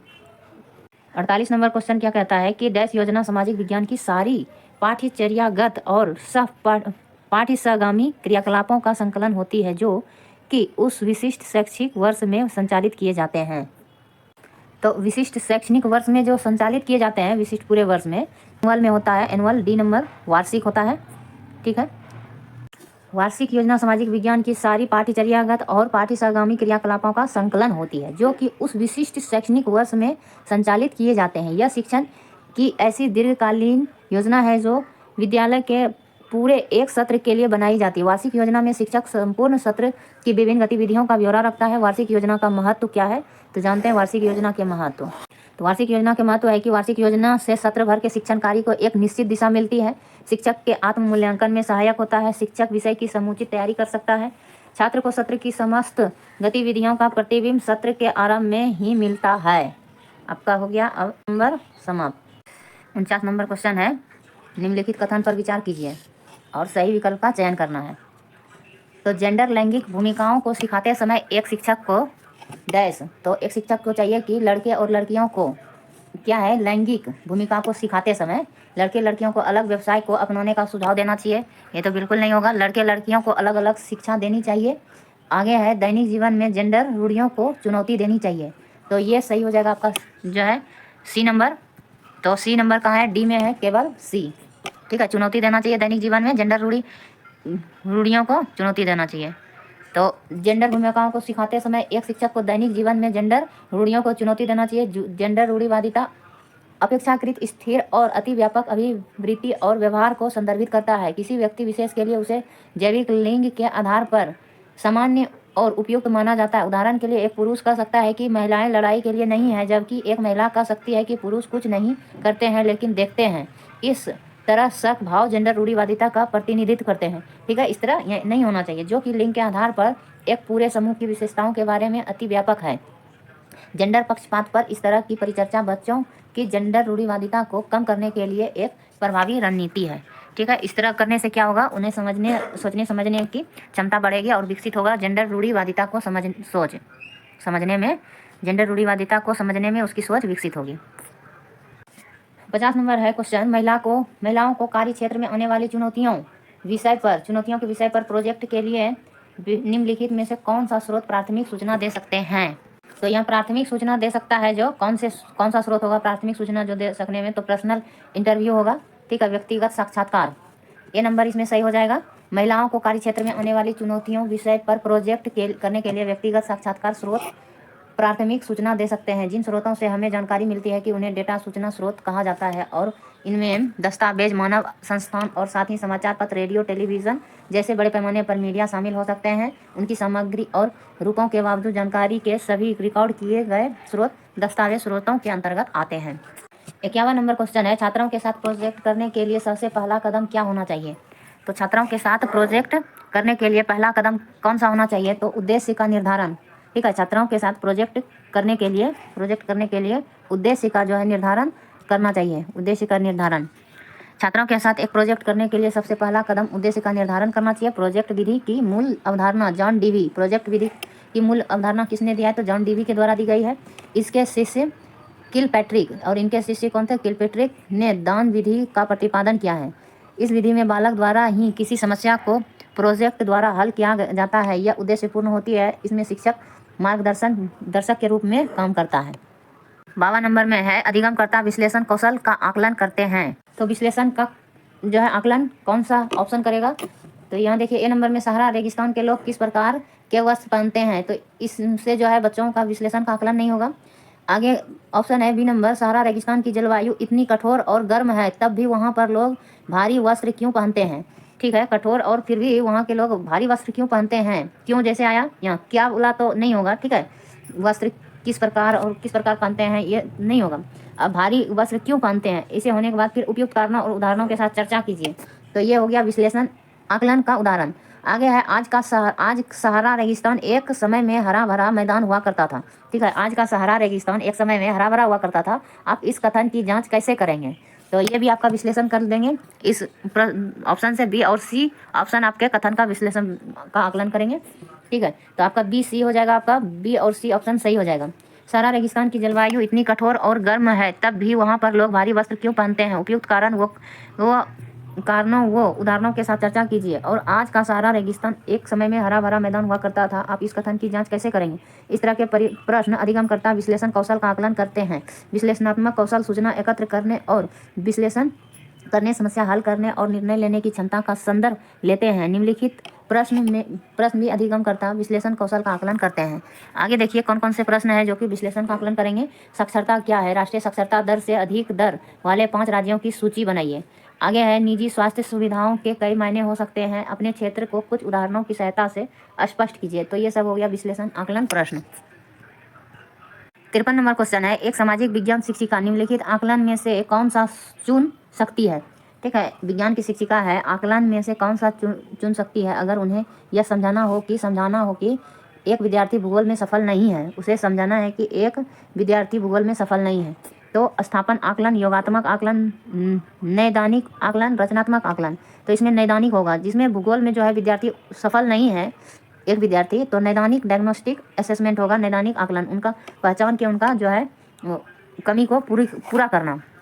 नैदानिक आकलन हुआ, एक सामाजिक विज्ञान शिक्षिका निम्नलिखित आकलन में से नैदानिक आकलन चुन सकती है अगर उन्हें यह समझ हो क्यों एक विद्यार्थी भूगोल में सफल नहीं है, क्यों भूगोल में सफल नहीं हो पाया, ये अगर पहचान लिया तो उसका निदान की जा सकती है। नैदानिक मूल्यांकन विधि से शिक्षिका शिक्षण अधिगम प्रक्रिया की शुरुआत में मूल्यांकन करता है। नैदानिक मूल्यांकन एक व्यक्ति की कमजोरियों और अध्ययन के एक निश्चित पाठ्यक्रम में शक्तियों को प्रकट करने में मदद करता है। आगे है, यह सभी छात्रों के लिए अधिगम के परिणामों को बेहतर बनाने में महत्वपूर्ण भूमिका भी निभाता है। नैदानिक मूल्यांकन का मुख्य उद्देश्य अधिगम समस्याओं के कारणों को निर्धारित करना और उपचारात्मक कार्रवाई के लिए योजना तैयार करना है। उपचारात्मक कार्रवाई के लिए योजना तैयार करना होता है। अब 54 नंबर में है आपका सामाजिक और राजनीतिक जीवन विषय पढ़ाते समय कौन से उपागमों का ध्यान में रखना चाहिए। राजनीतिक विषय पढ़ाते समय कौन से उपागम को ध्यान में रखना चाहिए, निम्नलिखित 2 कथनों पर विचार कीजिए और सही कथन का चुनाव करना है। कथन 1 में है, सामाजिक राजनीतिक मामलों और चिंताओं के बारे में पढ़ाने के लिए एक मार्गी उपागम लें। दूसरा कथन है, कला प्रिय समकालीन मूल विषयों की उपेक्षा करें जो कक्षा में सामूहिकता एवं एकरूपता को प्रभावित कर सकते हैं। तो उपेक्षा यहाँ यानी कि अनादर बता रहे हैं करें। तो सामाजिक राजनीतिक मामलों के चिंताओं के बारे में पढ़ाने के लिए क्या है, एक मार्गी उपागम नहीं होना चाहिए, आपका ये गलत हो जाएगा। फिर कला प्रिय समकालीन मूल विषय की उपेक्षा करें, यह भी आपका जो है गलत हो जाएगा, कक्षा में सामूहिक एकरूपता को प्रभावित कर सकते हैं। ठीक है, तो ये नाइदर 1 and 2 हो जाएगा, ना तो 1 और ना ही 2, 1 और 2 कोई नहीं। ठीक है, इनमें से दोनों गलत हो जाएगा। सामाजिक और राजनीतिक जीवन विषय पढ़ाते समय निम्न उपागमों को ध्यान में रखना चाहिए। सामाजिक राजनीतिक मामलों और चिंताओं के बारे में पढ़ाने के लिए बहुमार्गी, एक मार्गी ना होकर बहुमार्गी होगा। सामाजिक और राजनीतिक संस्थानों का अध्ययन पर ध्यान देना चाहिए। ठीक है, सामाजिक और राजनीतिक के मूल सिद्धांतों का अध्ययन करना चाहिए। कला प्रिय समकालीन मूल विषय की उपेक्षा न करें। ठीक है, यहाँ दिया है उपेक्षा करना चाहिए, तो यहाँ बोल रहे नहीं करें उपेक्षा, जो कि कक्षा में सामूहिकता और एकरूपता को प्रभावित कर सकते हैं। ठीक है, अब 55 नंबर है आपका, निम्नलिखित कथनों में से कौन सा कथन प्रारंभिक स्कूल के विद्यार्थियों के लिए सामाजिक विज्ञान को प्रासंगिक बनाने में अति आवश्यक है। प्रासंगिक बनाने में जो है अति आवश्यक है। तो ए नंबर है, विद्यार्थी को भरपूर विवरणों, तथ्यों और सूचना उपलब्ध कराना, ये आपका सही हो जाएगा। बी नंबर ऑप्शन है, पाठ्यपुस्तक को ज्ञान के परम स्रोत के रूप में देखा जाना, तो ये नहीं होना चाहिए। ठीक है, सामाजिक विज्ञान का वैज्ञानिक परीक्षण संभव नहीं है इसलिए यह सरल है, तो ये भी आपका गलत हो जाएगा। ए नंबर जो है आपका बिल्कुल सही है। अब आगे है, एक विश्लेषणात्मक मानस की बुनियादी रखने के लिए सामाजिक विज्ञान अपरिहार्य है, आपका ये भी हो जाएगा। ए नंबर आपका सही हो जाएगा। सॉरी, यहाँ प्रारंभिक स्कूल है। ठीक है, आपका प्रारंभिक स्कूल है, तो इसीलिए यहाँ भरपूर विवरण न होके जो है बुनियाद पे ध्यान दिया जाएगा प्रारंभिक स्कूल के विद्यार्थी के लिए। तो यहाँ प्रारंभिक स्कूल के विद्यार्थी के लिए हो जाएगा आपका एक विश्लेषणात्मक मानस की बुनियाद, विश्लेषणात्मक माइंड उनकी बुनियाद रखने के लिए सामाजिक विज्ञान अपरिहार्य है। तो आपका डी नंबर ऑप्शन बिल्कुल सही हो जाएगा। एक विश्लेषणात्मक मानस की बुनियाद रखने के लिए सामाजिक विज्ञान अपरिहार्य है, यह कथन प्रारंभिक स्कूल के विद्यार्थियों के लिए विज्ञान को प्रासंगिक बनाने में अति आवश्यक है। सामाजिक विज्ञान संबंधों और अंतर संबंधों, इतिहास, भूगोल सामाजिक विज्ञान का अध्ययन है और सामाजिक विज्ञान एक विश्लेषणात्मक रचनात्मक मानसिकता की नींव रखता है। उच्च प्राथमिक स्तर पर सामाजिक विज्ञान, तो उच्च प्राथमिक स्तर पर क्या होना चाहिए सामाजिक विज्ञान, तो सामाजिक विज्ञान को स्कूल में कक्षा के बाहरी जीवन के साथ एक बच्चे के जीवन से जोड़ना होगा। और आगे है, इसमें इतिहास, भूगोल, राजनीतिक विज्ञान, अर्थशास्त्र, समाजशास्त्र के विषय को शामिल किया गया है उच्च प्राथमिक स्तर पर। और आगे है, सामाजिक विज्ञान को पढ़ाने का उद्देश्य मानव जाति और जीवन के अन्य रूपों के रूप में पृथ्वी की समझ विकसित करना, तो ये उच्च प्राथमिक स्तर के विद्यार्थियों के लिए है सामाजिक विज्ञान में। आगे का क्वेश्चन है, सही विकल्प का चयन करें। कथन ए है, यूनिट योजना का विकास करने के लिए कथन परक उपागम उपयोगी है। और आर है, अंतर विषयक विषय वस्तु के अध्ययन के माध्यम से सामाजिक मामलों को बेहतर समझा जाता है। तो इसमें से ऑप्शन कौन सा होगा सही, तो योजना विकास करने के लिए कथन परक उपागम उपयोगी है, ये आपका जो है सही हो जाएगा। फिर अंतर विषयक विषय वस्तु के अध्ययन के माध्यम से सामाजिक मामलों को बेहतर समझा जा सकता है। अंतर विषयक विषय वस्तु के अध्ययन के माध्यम से सामाजिक मामलों को बेहतर समझा जा सकता है, तो दोनों सही है और दोनों एक दूसरे की व्याख्या भी करता है। तो ए और आर दोनों सही है और ए आर की व्याख्या करता है, ए की आर व्याख्या करता है। तो ए नंबर ऑप्शन सही हो गया आपका। इसमें दिया गया है, यूनिट योजना का विकास करने के लिए कथन परक उपागम उपयोगी है और अंतर विषयक विषय वस्तु के अध्ययन के माध्यम से सामाजिक मामलों को बेहतर समझा जाता है। दिया गया दोनों कथन ए और आर सही है, ए कथन की व्याख्या और आर कथन ए कथन की व्याख्या आर कथन करता है। ठीक है, तो यूनिट योजना छात्रों के ज्ञान का विस्तार करती है। इसके प्रयोग से छात्रों में चिंतन तर्क का विकास होता है। यूनिट एकता जहाँ होता है यूनिटी में, तो इससे तर्क चिंतन इसका विकास होता है छात्रों में। 57 नंबर है, प्राकृतिक वनस्पति और वन्य जीव के बारे में अनुभवात्मक रूप से पढ़ाने के लिए निम्नलिखित विधियों में से कौन सी विधि एक श्रेष्ठ शिक्षण शास्त्रीय उपागम है? तो विद्यार्थी को प्राकृतिक भ्रमण के लिए ले जाना, ये बिल्कुल सही है। ठीक है। वृत्त चित्र का प्रदर्शन, एक विशेषज्ञ को वाचन के लिए आमंत्रित करना, नहीं। पाठ्यपुस्तक में उपलब्ध सूचना के आधार पर सामूहिक प्रस्तुतिकरण, ये भी नहीं। आपका यह सबसे अच्छा यही है उचित, ए नंबर। तो प्राकृतिक वनस्पति वन्य जीव के बारे में अनुभवात्मक रूप से पढ़ाने के लिए विद्यार्थी को प्राकृतिक भ्रमण के लिए ले जाना सभी विद्यार्थी में एक श्रेष्ठ शिक्षण शास्त्रीय उपागम विधि होगी, क्योंकि छात्र प्राकृतिक ऐतिहासिक सामाजिक स्थानों का भ्रमण करके व्यवहारिक रूप से ज्ञान की प्राप्ति करते हैं और वह ज्ञान अस्थायी हो जाता है। क्षेत्र भ्रमण के उद्देश्य क्षेत्र भ्रमण के द्वारा छात्रों में व्यवहारिक ज्ञान देना होता है। छात्रों को उनके पास के वातावरण, संस्कृति आदि से परिचित कराना, छात्रों को विभिन्न स्थलों व दृश्यों की सौंदर्य अनुभूति कराकर वास्तविक अनुभव प्रदान करना। आगे है 58 नंबर क्वेश्चन, आपको क्यों लगता है कि कूड़े का निपटारण कच्ची बस्तियों में रहने वाले व्यक्तियों के लिए उपलब्ध नहीं है? यह प्रश्न प्रयास है छात्र की डैश की क्षमता का आकलन है। तो यह प्रश्न प्रयास है कि छात्रों की विवेचना करने की क्षमता का आकलन करना। ठीक है। छात्र किस प्रकार के तर्क दे सकते हैं, विवेचना कर सकते हैं कि आपको लगता है कूड़े का निपटारण कच्ची बस्तियों में रहने वाले व्यक्तियों के लिए उपलब्ध नहीं है, तो यह तर्क देकर जो है बच्चे अपना विवेचना करेंगे। ठीक है। अपने अंदर की विचार को जो है प्रकट करके उसको विवेचन करेंगे, तो विवेचना करने के लिए हो जाएगा सी नंबर ऑप्शन। आपको क्यों लगता है कि कूड़े का निपटारण कच्ची बस्तियों के लिए उपलब्ध नहीं है? यह प्रश्न प्रयास है कि छात्र तर्क देने, विवेचना करने की क्षमता का आकलन कर सके। ठीक है। आगे है, आकलन द्वारा यह ज्ञात किया जाता है कि बालक ने शिक्षण के अंत में वास्तविक अर्थों में क्या क्या सीखा। एक अच्छे आकलन में 5 गुणों का होना आवश्यक है। तो यहाँ आपने देखा, यह प्रश्न प्रयास है कि छात्र तर्क देने की क्षमता का आकलन कर सके। तर्क देने की क्षमता का आकलन करने के लिए ऐसे प्रश्न किए गए, और 5 गुण अच्छे आकलन के लिए जो है 5 गुण का होना आवश्यक है। पहली है वैधता, फिर व्यवहारिकता, उपयोगिता, विश्वसनीयता, मानकीकरण। ये 5 गुण का होना अति आवश्यक है अच्छे आकलन के लिए। 59 नंबर क्वेश्चन है, एक विषय को पढ़ाने के बीच में शिक्षिका विद्यार्थियों में अवधारणात्मक दुविधाओं को जानने के लिए एक टेस्ट आयोजित करती है। वह किस प्रकार के आकलन का आयोजन कर रही है? तो बीच में कक्षा के दौरान ही आकलन करना, अवधारणा दुविधा को जानने के लिए जो है टेस्ट का आयोजन करती है। तो क्या होता है कि शिक्षक के कक्षा के दौरान, शिक्षिका के कक्षा के दौरान ही टेस्ट लेना, उसका जो है आकलन करना, तो यह एक रचनात्मक आकलन कहलाएगा, फॉर्मेटिव असेसमेंट। तो एक विषय को पढ़ाने के बीच में शिक्षिका विद्यार्थियों में अवधारणात्मक दुविधाओं को जानने के लिए एक टेस्ट आयोजित करती है। वह शिक्षिका रचनात्मक आकलन का आयोजन कर रही है। रचनात्मक आकलन छात्रों को शिक्षा उपागम में सुधार के लिए शिक्षण अधिगम की गतिविधियों को संसाधित करने के लिए अधिगम की प्रक्रिया के दौरान शिक्षकों द्वारा नियोजित औपचारिक अनौपचारिक मूल्यांकन प्रक्रियाओं की एक श्रृंखला है। रचनात्मक आकलन की विशेषता क्या है? यह निदानात्मक और उपचारात्मक है। यह जो पढ़ाया जाता है उसे अभिकल्पित करने में छात्रों के पूर्ण ज्ञान अनुभव का गठन किया जाता है। यह छात्रों को उसके अधिगम में सक्रिय भागीदारी के लिए आधार प्रदान करता है। रचनात्मक आकलन में 60 नंबर क्वेश्चन है, विविधता और भेदभाव विषय को पूरा होने के बाद शिक्षक टेस्ट में प्रदर्शन निम्नलिखित स्तरों का पता लगाता है। तो विविधता और भेदभाव विषय के पूरा होने के बाद टेस्ट में प्रदर्शन निम्नलिखित स्तर का पता लगाता है। पहले आपका पता लगाएगा भेदभाव के विशिष्ट कृतियों के लिए प्रारंभिक संवैधानिक प्रावधानों की ओर संकेत करने में समर्थ है। ठीक है। उसके बाद आपका ए नंबर हो जाएगा कि विविध परिस्थितियों में पूर्वाग्रह और भेदभाव को पहचानने में समर्थ हो पाएगा। उसके बाद क्या है, रूढ़िबद्ध धारणा बनाने और पूर्वाग्रह को परिभाषित करने में समर्थ हो जाएगा। भेदभाव को पहचानेगा, पहले संकेत करने में समर्थ होगा। भेदभाव को विशिष्ट कृतियों के प्रारंभिक संवैधानिक प्रावधानों की ओर संकेत करने में पहले समर्थ होगा, फिर पहचानने में समर्थ होगा पूर्वाग्रह को, फिर रूढ़िबद्ध धारणा बनाने और पूर्वाग्रह को परिभाषित करने में समर्थ होगा। तो हो जाएगा CAB। तो आपका CABD नंबर ऑप्शन में है, CAB। ठीक है। विविधता भेदभाव विषय को पूरा होने के बाद शिक्षक टेस्ट में प्रदर्शन निम्नलिखित स्तरों का पता लगाता है। अवधारणात्मक तौर पर अति स्पष्ट से आरंभ करते हुए टेस्ट विद्यार्थियों के प्रदर्शन को इस प्रकार सुव्यवस्थित करते हैं। विद्यार्थी भेदभाव के विशिष्ट कृतियों के लिए प्रारंभिक संवैधानिक प्रावधानों की ओर संकेत करने में समर्थ है। विद्यार्थी विविध परिस्थितियों में पूर्वाग्रह और भेदभाव को पहचानने में समर्थ है। फिर विद्यार्थी रूढ़िबद्ध धारणा बनाने और पूर्वाग्रह को परिभाषित करने में समर्थ होगा।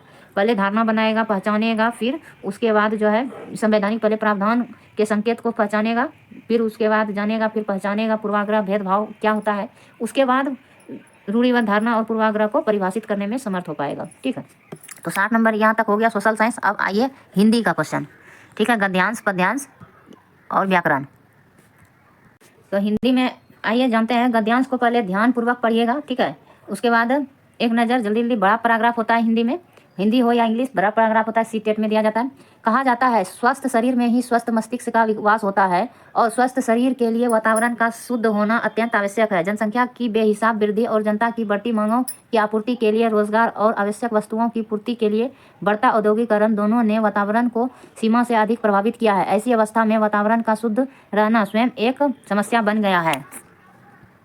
आगे है इसलिए प्रदूषण चाहे वायु का हो, जल का हो अथवा ध्वनि का, एक नितांत आधुनिक समस्या के रूप में सामने है, क्योंकि जिस वातावरण में और जिस वायुमंडल में हम सांस लेते हैं वह प्रदूषित होता जा रहा है। और यह स्थिति केवल भारत की नहीं बल्कि अधिकांश देशों में प्रदूषण की समस्या विकट होती जा रही है। वैज्ञानिकों का तो यहाँ तक कथन है कि बेहिसाब हो रहे इस प्रदूषण के फनधारी सांप को यदि शीघ्र ही नहीं नियंत्रित किया गया तो आने वाले दशकों में यह पृथ्वी मनुष्य तो क्या किसी भी जीवधारी के रहने योग्य नहीं रह पाएगी। वनस्पतियां तक नहीं पनप पाएगी। प्राणी के जीवन का तो प्रश्न ही नहीं उठता है। गद्यांश के आधार पर स्वस्थ शरीर के लिए आवश्यक है।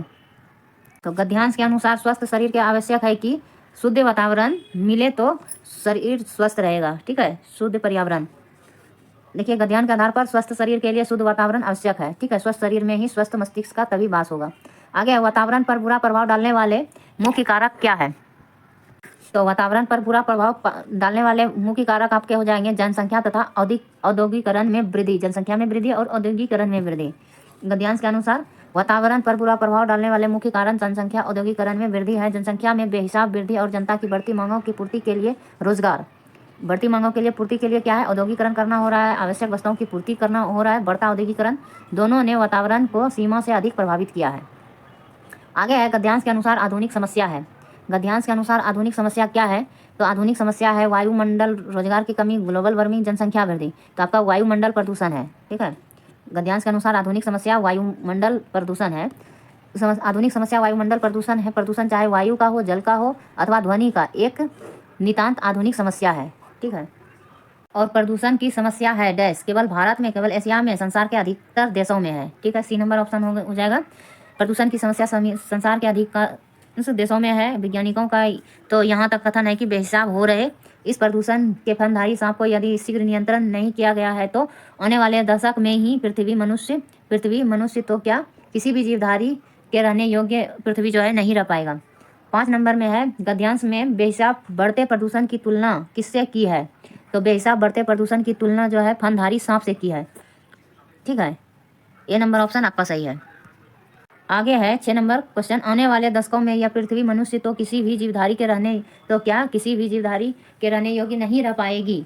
वाक्य का भाव है आने वाले वर्षों में पृथ्वी से मनुष्य का अस्तित्व समाप्त हो जाएगा, पृथ्वी से जंतुओं का अस्तित्व समाप्त हो जाएगा, पृथ्वी से सभी प्रकार के जीवन का अस्तित्व समाप्त हो जाएगा। तो सी नंबर आपका सही हो जाएगा। ठीक है, प्रश्न वाकई का भाव है कि पृथ्वी के सभी प्रकार के जीव का अस्तित्व समाप्त हो जाएगा। अब नियंत्रित शब्द में प्रत्यय क्या है? प्रत्यय जो कि पीछे लगता है। ठीक है, उपसर्ग होना आगे और प्रत्यय मतलब पीछे लगने वाले शब्द।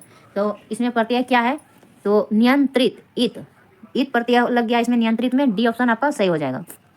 देखिए, नियंत्रित शब्द में इत प्रत्यय है। प्रत्यय वे शब्द हैं जो शब्द के अंत में जुड़कर उनके अर्थ में परिवर्तन कर देते हैं।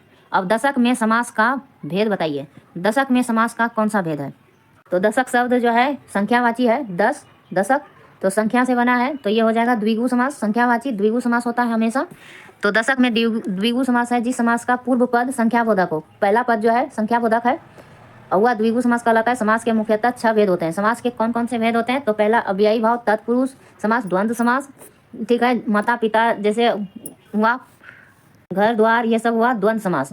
एक विपरीत होता है स्त्रीलिंग पुल्लिंग और इस प्रकार जो कि बीच में हलन दिया रहता है, यानी योजक चिन्ह, बीच में योजक चिन्ह का होना अति आवश्यक होता है द्वंद्व समास में। अब कर्मधारय, उपमा, उपमेय।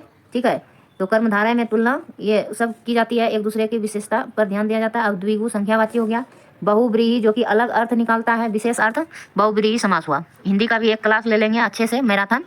ठीक है, समास के 6 भेद हो गया। अब 9th नंबर क्वेश्चन है, समूह से भिन्न शब्द है। समूह से कौन सा भिन्न शब्द है? आधुनिक, आधुनिक, आवश्यक, स्वास्थ्य, स्वस्थ। तो स्वस्थ आपका जो है भिन्न शब्द हो लग रहा है, स्वस्थ, स्वास्थ्य, स्वास्थ्य। यहाँ गद्यांश के अनुसार दिया गया है समूह से भिन्न है स्वास्थ्य। स्वास्थ्य जो है पूरे गद्यांश में नहीं है, स्वस्थ दिया गया है। ठीक है, हमारे स्वस्थ, ठीक है, स्वस्थ मनुष्य में स्वस्थ मस्तिष्क का वास होता है, तो ये स्वस्थ शब्द है लेकिन स्वास्थ्य नहीं दिया गया है, तो ये शब्द आपका डी नंबर ऑप्शन हो जाएगा। अब काव्यांश को ध्यानपूर्वक पढ़िए और निम्नलिखित प्रश्न का विकल्प चुनिए। अब पद्यांश को पढ़ेंगे, काव्यांश को क्या कहते हैं? रक्तपात पर अड़ा नहीं यह दया दंड में जड़ा हुआ। ठीक है, रक्तपात पर अड़ा नहीं यह दया दंड में जड़ा हुआ, खड़ा नहीं पशु बल के ऊपर आत्मशक्ति से बड़ा हुआ, इसको छोड़ कहाँ वह सच्ची विजय वीरता ठहरे, भारत का झंडा फहरे। ठीक है, इसको छोड़ कहाँ वह सच्ची विजय वीरता ठहरे, भारत का झंडा फहरे। तो कविता में किसकी कामना की गई है? इसका भाव समझिए पहले कविता का। ठीक है, 1 मिनट सोचिए, उसके बाद इसका आंसर दीजिएगा। काव्यांश में थोड़ा उत्तर देना थोड़ा क्या होता है, कठिनाई होती है, तो इसका जो है अर्थ को समझना पड़ेगा पहले, और इसी में अर्थ छुपा रहता है काव्यांश में ही। तो किसकी कामना की गई है? तो वीरता की गान की तो नहीं, आगे है भारत के झंडा को फहराने की। ठीक है, इसकी कामना की गई है भारत की झंडा को फहराने की, इन्हीं के बारे में जो है बताई गई है। ठीक है, भारत के झंडे को फहराने से तात्पर्य है, तो भारत के झंडे को फहराने का तात्पर्य क्या है? स्वतंत्रता। ठीक है, डी नंबर ऑप्शन इसमें भी हो जाएगा, स्वतंत्रता। और उपयुक्त काव्यांश में भारत के झंडे को फहराने से तात्पर्य स्वतंत्रता से है। आगे है, भारतीयों को स्वतंत्रता प्राप्ति के लिए किस मार्ग को अपनाने के लिए प्रेरित किया गया? तो किस मार्ग को अपनाने के लिए प्रेरित किया? तो आपका जो है अहिंसा। ठीक है, क्या बोल रहा है? पशु बल पर खड़ा नहीं। ठीक है, में है ना, खड़ा नहीं पशु बल के ऊपर, तो ये अहिंसा हो गया। कविता में कवि ने भारतीयों को स्वतंत्रता प्राप्ति के लिए अहिंसा के मार्ग को अपनाने के लिए प्रेरित किया है। आगे है 13 नंबर क्वेश्चन, दया दंड के माध्यम से किस ओर संकेत किया गया है? दया दंड के माध्यम से विवेकपूर्ण न्याय की ओर संकेत कर रहे हैं कवि। दया दंड के माध्यम से विवेकपूर्ण न्याय की ओर संकेत किया गया है। आगे है, समूह से भिन्न शब्द है। समूह से कौन सा भिन्न शब्द है? वीरता, दया, शक्ति, भारत। समूह से आपका हो जाएगा दया, शक्ति, वीरता, ये सब है। ये भारत जो है आपका नाम नहीं है इसमें, तो समूह से भिन्न है। भारत शब्द में व्यक्तिवाचक संज्ञा है, और भारत शब्द में देखिए व्यक्तिवाचक संज्ञा है। जिस शब्द से किसी विशेष व्यक्ति, स्थान अथवा वस्तु के नाम का बोध हो उसे व्यक्तिवाचक संज्ञा कहते हैं। जयपुर, अमेरिका, रामायण इत्यादि भारत। अन्य विकल्प वीरता, दया, शक्ति, ये भाववाचक है। ये सही है, ये सारे भाववाचक है। ठीक है, अब विजय शब्द का विलोम शब्द पहचानना है, तो विजय का आ जाएगा आपका पराजय। ठीक है, ए नंबर ऑप्शन सही हो गया। आगे देखिए, हार का जीत, आक्रांत का हो जाएगा अनाक्रांत, आक्रांत, आक्रांत का अनाक्रांत, ध्वस्त का हो जाएगा निर्माण करना। संगीता अपनी कक्षा में उन स्थितियों पर आधारित वास्तविक गतिविधियां करवाती है जो विद्यार्थियों के जीवन अनुभवों से संबंधित है। वह किस शिक्षण विधि का अनुसरण कर रही है? तो आपका हो जाएगा सी नंबर ऑप्शन, संप्रेषणात्मक भाषा शिक्षण। तो संगीता अपनी कक्षा में उन स्थितियों पर आधारित वास्तविक गतिविधियां करवाती है जो विद्यार्थियों के जीवन अनुभवों से संबंधित है। वह संप्रेषण भाषा शिक्षण का अनुसरण कर रही है। इसमें भाषा का प्रमुख काम संप्रेषण करना होता है। प्रत्यक्ष विधि के संबंध में कौन सा कथन सही है? प्रत्यक्ष विधि का उद्देश्य विद्यार्थियों को दैनिक स्थितियों में भाषा में मदद करना नहीं है, यह आपका गलत हो जाएगा। प्रत्यक्ष विधि का उद्देश्य विद्यार्थियों को केवल कक्षा में भाषा प्रयोग के लिए मदद देना है, ये भी आपका गलत हो जाएगा। प्रत्यक्ष विधि का उद्देश्य विद्यार्थियों को दैनिक स्थितियों में भाषा प्रयोग में मदद करना है, ये आपका सही हो जाएगा। प्रत्यक्ष विधि का उद्देश्य विद्यार्थियों को पाठ्य सामग्री का अनुवाद करके भाषा, व्याकरण, शब्द भंडार के प्रयोग मदद करना, ये भी नहीं होगा। आपका सी नंबर ऑप्शन सही हो जाएगा। तो देखिए, प्रत्यक्ष विधि का उद्देश्य विद्यार्थियों को दैनिक स्थितियों में भाषा प्रयोग में मदद करना, क्योंकि इसमें वस्तुओं को प्रत्यक्ष रूप से देखना होता है। ठीक है, अब देखिए 18 नंबर क्वेश्चन है, बबीता अपने विद्यार्थियों से आरंभिक ध्वनि उत्पत्ति और तुकबंदी को पृथक करवा रही है। इस तरह से वह उनके किस पक्ष को मजबूत कर रही है? तो ध्वनि विज्ञान जागरूक कर रही है, आकृति विज्ञान कर रही है, चित्र विज्ञान, व्याकरण विज्ञान। तो आपका जो है ध्वनि विज्ञान जो है, तुकबंदी जहाँ होगा और ध्वनि उत्पत्ति तुकबंदी, तो ये हो जाएगा ध्वनि विज्ञान को जागरूक कर रही है। ठीक है, तुकबंदी को पृथक करवा रही है और ध्वनि को, तो इस तरह से उनके ध्वनि विज्ञान जागरूक पक्ष को मजबूत कर रही है। जागरूकता पक्ष को ध्वनि विज्ञान जागरूकता उस क्षमता को समाहित करने के लिए आती है जिसे उस क्षण से प्राप्त करना चाहते हैं जिससे हम बोलना सीखते हैं। आगे है, किसे सारांश पठन के रूप में भी जाना जाता है? सारांश पठन के रूप में किसे जाना जाता है? तो सारांश पठन, सरसरी तौर पर पठन, ठीक है। सरसरी तौर पर सारांश पठन होगा। बारीकी से पठन, ये आपका गहन पठन हो जाएगा मुख्य सूचना को चुनने के लिए। और कूटबद्ध करना ये नहीं होगा, डिकोड करना ये भी नहीं। तो ये हो जाएगा सरसरी तौर पर पठन हो गया आपका सारांश का पठन। सरसरी तौर पर पठन को सारांश पठन के रूप में भी जाना जाता है। सरसरी तौर पर पठन का अर्थ है किसी भी पाठ को देखकर उसकी विषय वस्तु का पता लगाना है। किसी पाठ को देखकर उसकी विषय वस्तु का पता लगाना होता है सारांश पठन या सरसरी तौर पर पठन। आगे निम्नलिखित में से किसके अंतर्गत पाठ्य सामग्री को जल्दी जल्दी किसी विशिष्ट सूचना के लिए पढ़ा जाता है? तो जल्दी जल्दी किसी विशिष्ट सूचना के लिए पढ़ा जाता है। विशिष्ट सूचना के लिए पढ़ाता आपको हो जाएगा बारीकी पठन। ठीक है, जल्दी जल्दी और किसी सूचना को पढ़ने के लिए, सबको नहीं, एक विशिष्ट सूचना प्राप्त करने के लिए पढ़ा जाता है बारीकी से पठन। ठीक है, बी नंबर ऑप्शन सही हो गया। इस नंबर में है गीता अपने विद्यार्थियों की परीक्षा की योजना बना रही है। वह उन्हें एक वाक्य देती है और उसमें एक शब्द विशेष को रेखांकित कर देती है। बहुविकल्पीय प्रश्न के माध्यम से वह रेखांकित शब्द के समीप्य अर्थ वाले विकल्प को चुनने के लिए कहती है। गीता भाषा के किस उपकौशल की परीक्षा ले रही है? तो एक वाक्य देती है, उसमें एक शब्द विशेष को रेखांकित कर देती है। बहुविकल्पीय प्रश्न के माध्यम से वह रेखांकित शब्द के समीप अर्थ वाले विकल्प को चुनने के लिए कहती है। तो गीता भाषा के किस उपकौशल की परीक्षा ले रही है? तो आपका जो है भाषा के जो है शब्द भंडार, ठीक है, वो पर्यायवाची शब्द को ढूंढने के लिए कर रही है, शब्द भंडार को बढ़ा रही है। ठीक है, बच्चों के शब्द भंडार। तो सी नंबर ऑप्शन आपका सही हो जाएगा। विद्यार्थियों की परीक्षा की योजना बना रही है, वह उन्हें एक वाक्य देती है, उसमें एक शब्द विशेष को रेखांकित कर देती है। बहुविकल्पीय प्रश्न के माध्यम से वह रेखांकित शब्द के समीपस्थ अर्थ वाले विकल्प को चुनने के लिए कहती है। गीता भाषा के शब्द भंडार उपकौशल की परीक्षा ले रही है। आगे है प्रेरणा अपने विद्यार्थियों की शब्द संपदा की परीक्षा लेना चाहती है। शब्द संपदा, उसे क्या नहीं करना चाहिए? तो यहाँ नहीं का बात दिया गया है। बिना किसी संदर्भ के शब्दों के अर्थ पूछना, क्या नहीं करना चाहिए? तो बिना किसी संदर्भ के शब्दों का अर्थ पूछना, वाक्य में किसी शब्द को रेखांकित कर उसका समानार्थी पूछना। तो ये तो सही हो जाएगा, लेकिन यही नहीं होगा। ठीक है, बिना संदर्भ के अर्थ पूछना, ये आपका गलत हो जाएगा। गलत का जोड़ा गलत यानी सही हो जाएगा। आगे देखिए सी नंबर, किसी शब्द को रेखांकित कर उसका विलोमनार्थी पूछना, ये भी नहीं होगा। अनुच्छेद से कुछ शब्द देकर संदर्भ में उनके अर्थ खोजना, ये तीनों जो है इस अनुसार यहाँ नहीं अगर रहता, शब्द संपदा की परीक्षा लेना चाहती थी, तो ये तीनों इसके लिए सही होता, यानी कि ये नंबर गलत है। प्रेरणा अपने विद्यार्थियों की शब्द संपदा की परीक्षा लेना चाहती है, उसे बिना किसी संदर्भ के शब्दों के अर्थ वही पूछना चाहिए। बिना संदर्भ के बच्चों से अर्थ पूछने से उन्हें भ्रम पैदा होता है। ठीक है, बिना संदर्भ का शब्द पूछने से क्या होता है? बच्चों में भ्रम पैदा होता है। इसीलिए संदर्भ ज्ञान बच्चों को जो है पिछले ज्ञान से जोड़कर देना चाहिए और संदर्भ में देना चाहिए, तर्क में देना चाहिए, जिसका कुछ मीनिंग हो, अर्थ हो। ठीक है, इस प्रकार वह अपना विचार भी तर्कपूर्ण रखेगा और खोजपूर्ण होगा, अपना सोच और क्रिटिकल थिंकिंग की और उसकी सोच आगे विकसित होगा। बिना संदर्भ वाली बात ऐसी नहीं करनी चाहिए जो कि बच्चे को भ्रम पैदा हो सके बच्चों में।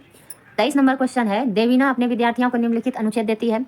अनुच्छेद है आपके सामने, आज मैं डैश गई और कुछ फल वो सब्जियां खरीदी। आज मैं बाजार गई, यहाँ बाजार हो जाएगा। मैं जानती थी कि बारिश होगी पर मैं छाता, ठीक है, लेना भूल गई और रास्ते में भीग गई। तो यहाँ ये हो जाएगा। वह विद्यार्थियों को सर्वाधिक उपयुक्त शब्दों के माध्यम से रिक्त स्थान की पूर्ति करने के लिए कहती है। ठीक है, रिक्त स्थान की पूर्ति के लिए देवीना विद्यार्थियों को क्या करना होगा?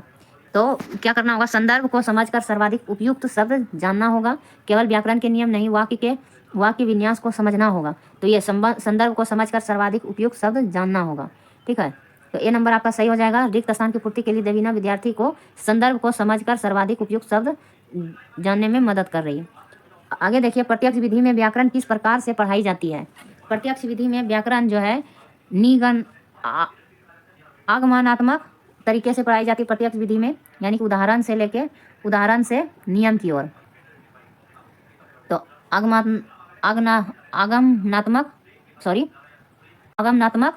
तरीके से प्रत्यक्ष विधि जो है पढ़ाई जाती है। व्याकरण प्रत्यक्ष विधि में व्याकरण आगमनात्मक तरीके से पढ़ाई जाती है। प्रत्यक्ष विधि में व्याकरण आगमनात्मक तरीके से पढ़ाई जाती है।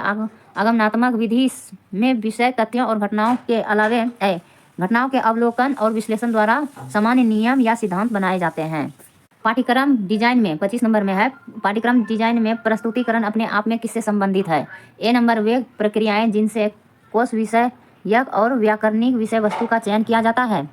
बी नंबर में है, वे सिद्धांत जिनसे विषय वस्तु का संयोजन व क्रम निर्धारित किया जाता है। सी नंबर में सूचनाएं प्रस्तुत करने की तकनीक है। डी नंबर में भाषा शिक्षण की विशिष्ट प्रक्रियाओं का इस्तेमाल करना। तो वे सिद्धांत, बी नंबर ऑप्शन आपका सही हो जाएगा। पाठ्यक्रम डिजाइन में प्रस्तुतिकरण अपने आप में वे सिद्धांत जिनसे विषय वस्तु का संयोजन और क्रम निर्धारण किया जाता है।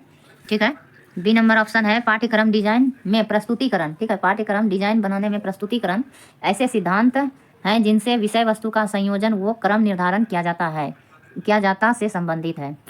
वाचन, बोलने और शारीरिक क्रिया के समन्वयन पर आधारित भाषा शिक्षण विधि कौन सी है? वाचन, बोलने, शारीरिक क्रियाओं के समन्वयन पर आधारित भाषा शिक्षण विधि कौन सी है? तो आपका जो है प्रत्यक्ष विधि, वाचन, शारीरिक क्रियाओं के समन्वयन पर आधारित भाषा शिक्षण विधि कौन सी है? तो ये नहीं होगा।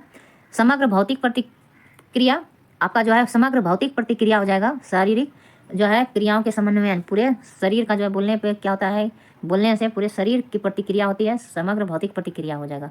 बोलने से और शारीरिक क्रियाओं के समन्वयन पर आधारित समग्र भौतिक प्रतिक्रिया भाषा शिक्षण विधि है। भाषा शिक्षण की एक विधि है जो शिक्षक के कहने या आदेश देने के साथ छात्र की शारीरिक गति के समन्वय को संदर्भित करता है। ठीक।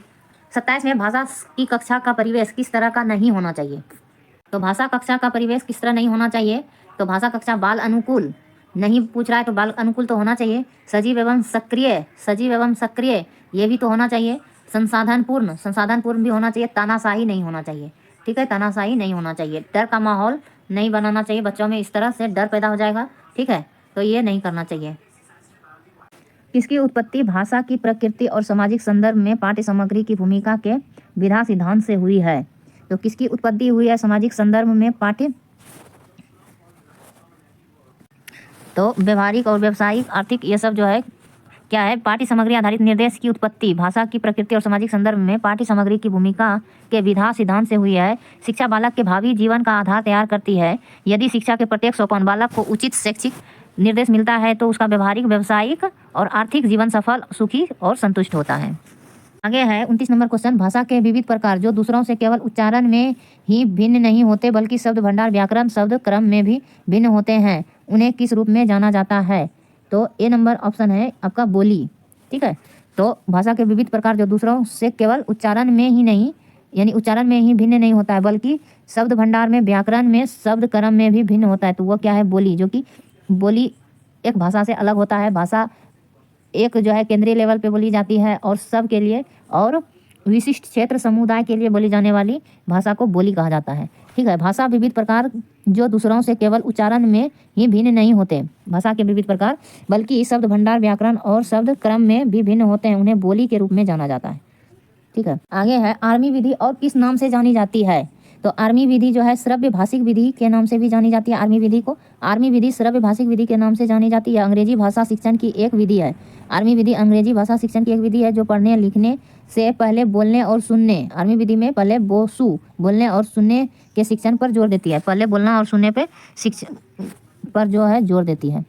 तो ये 120 नंबर का हो गया आपका क्वेश्चन का, अलग से करा देंगे। ठीक है, संस्कृत का, अगर संस्कृत का जो भी है तो इस चैनल को सब्सक्राइब कर लीजिए और संस्कृत भी लाएंगे अलग से, और हिंदी भी अलग से आपको थोड़ा पद्यांश सब करवा देंगे, काव्यांश, जिसमें थोड़ा दिक्कत होता है। तो पूरा वीडियो देखने के लिए धन्यवाद। जय हिंद, वंदे मातरम।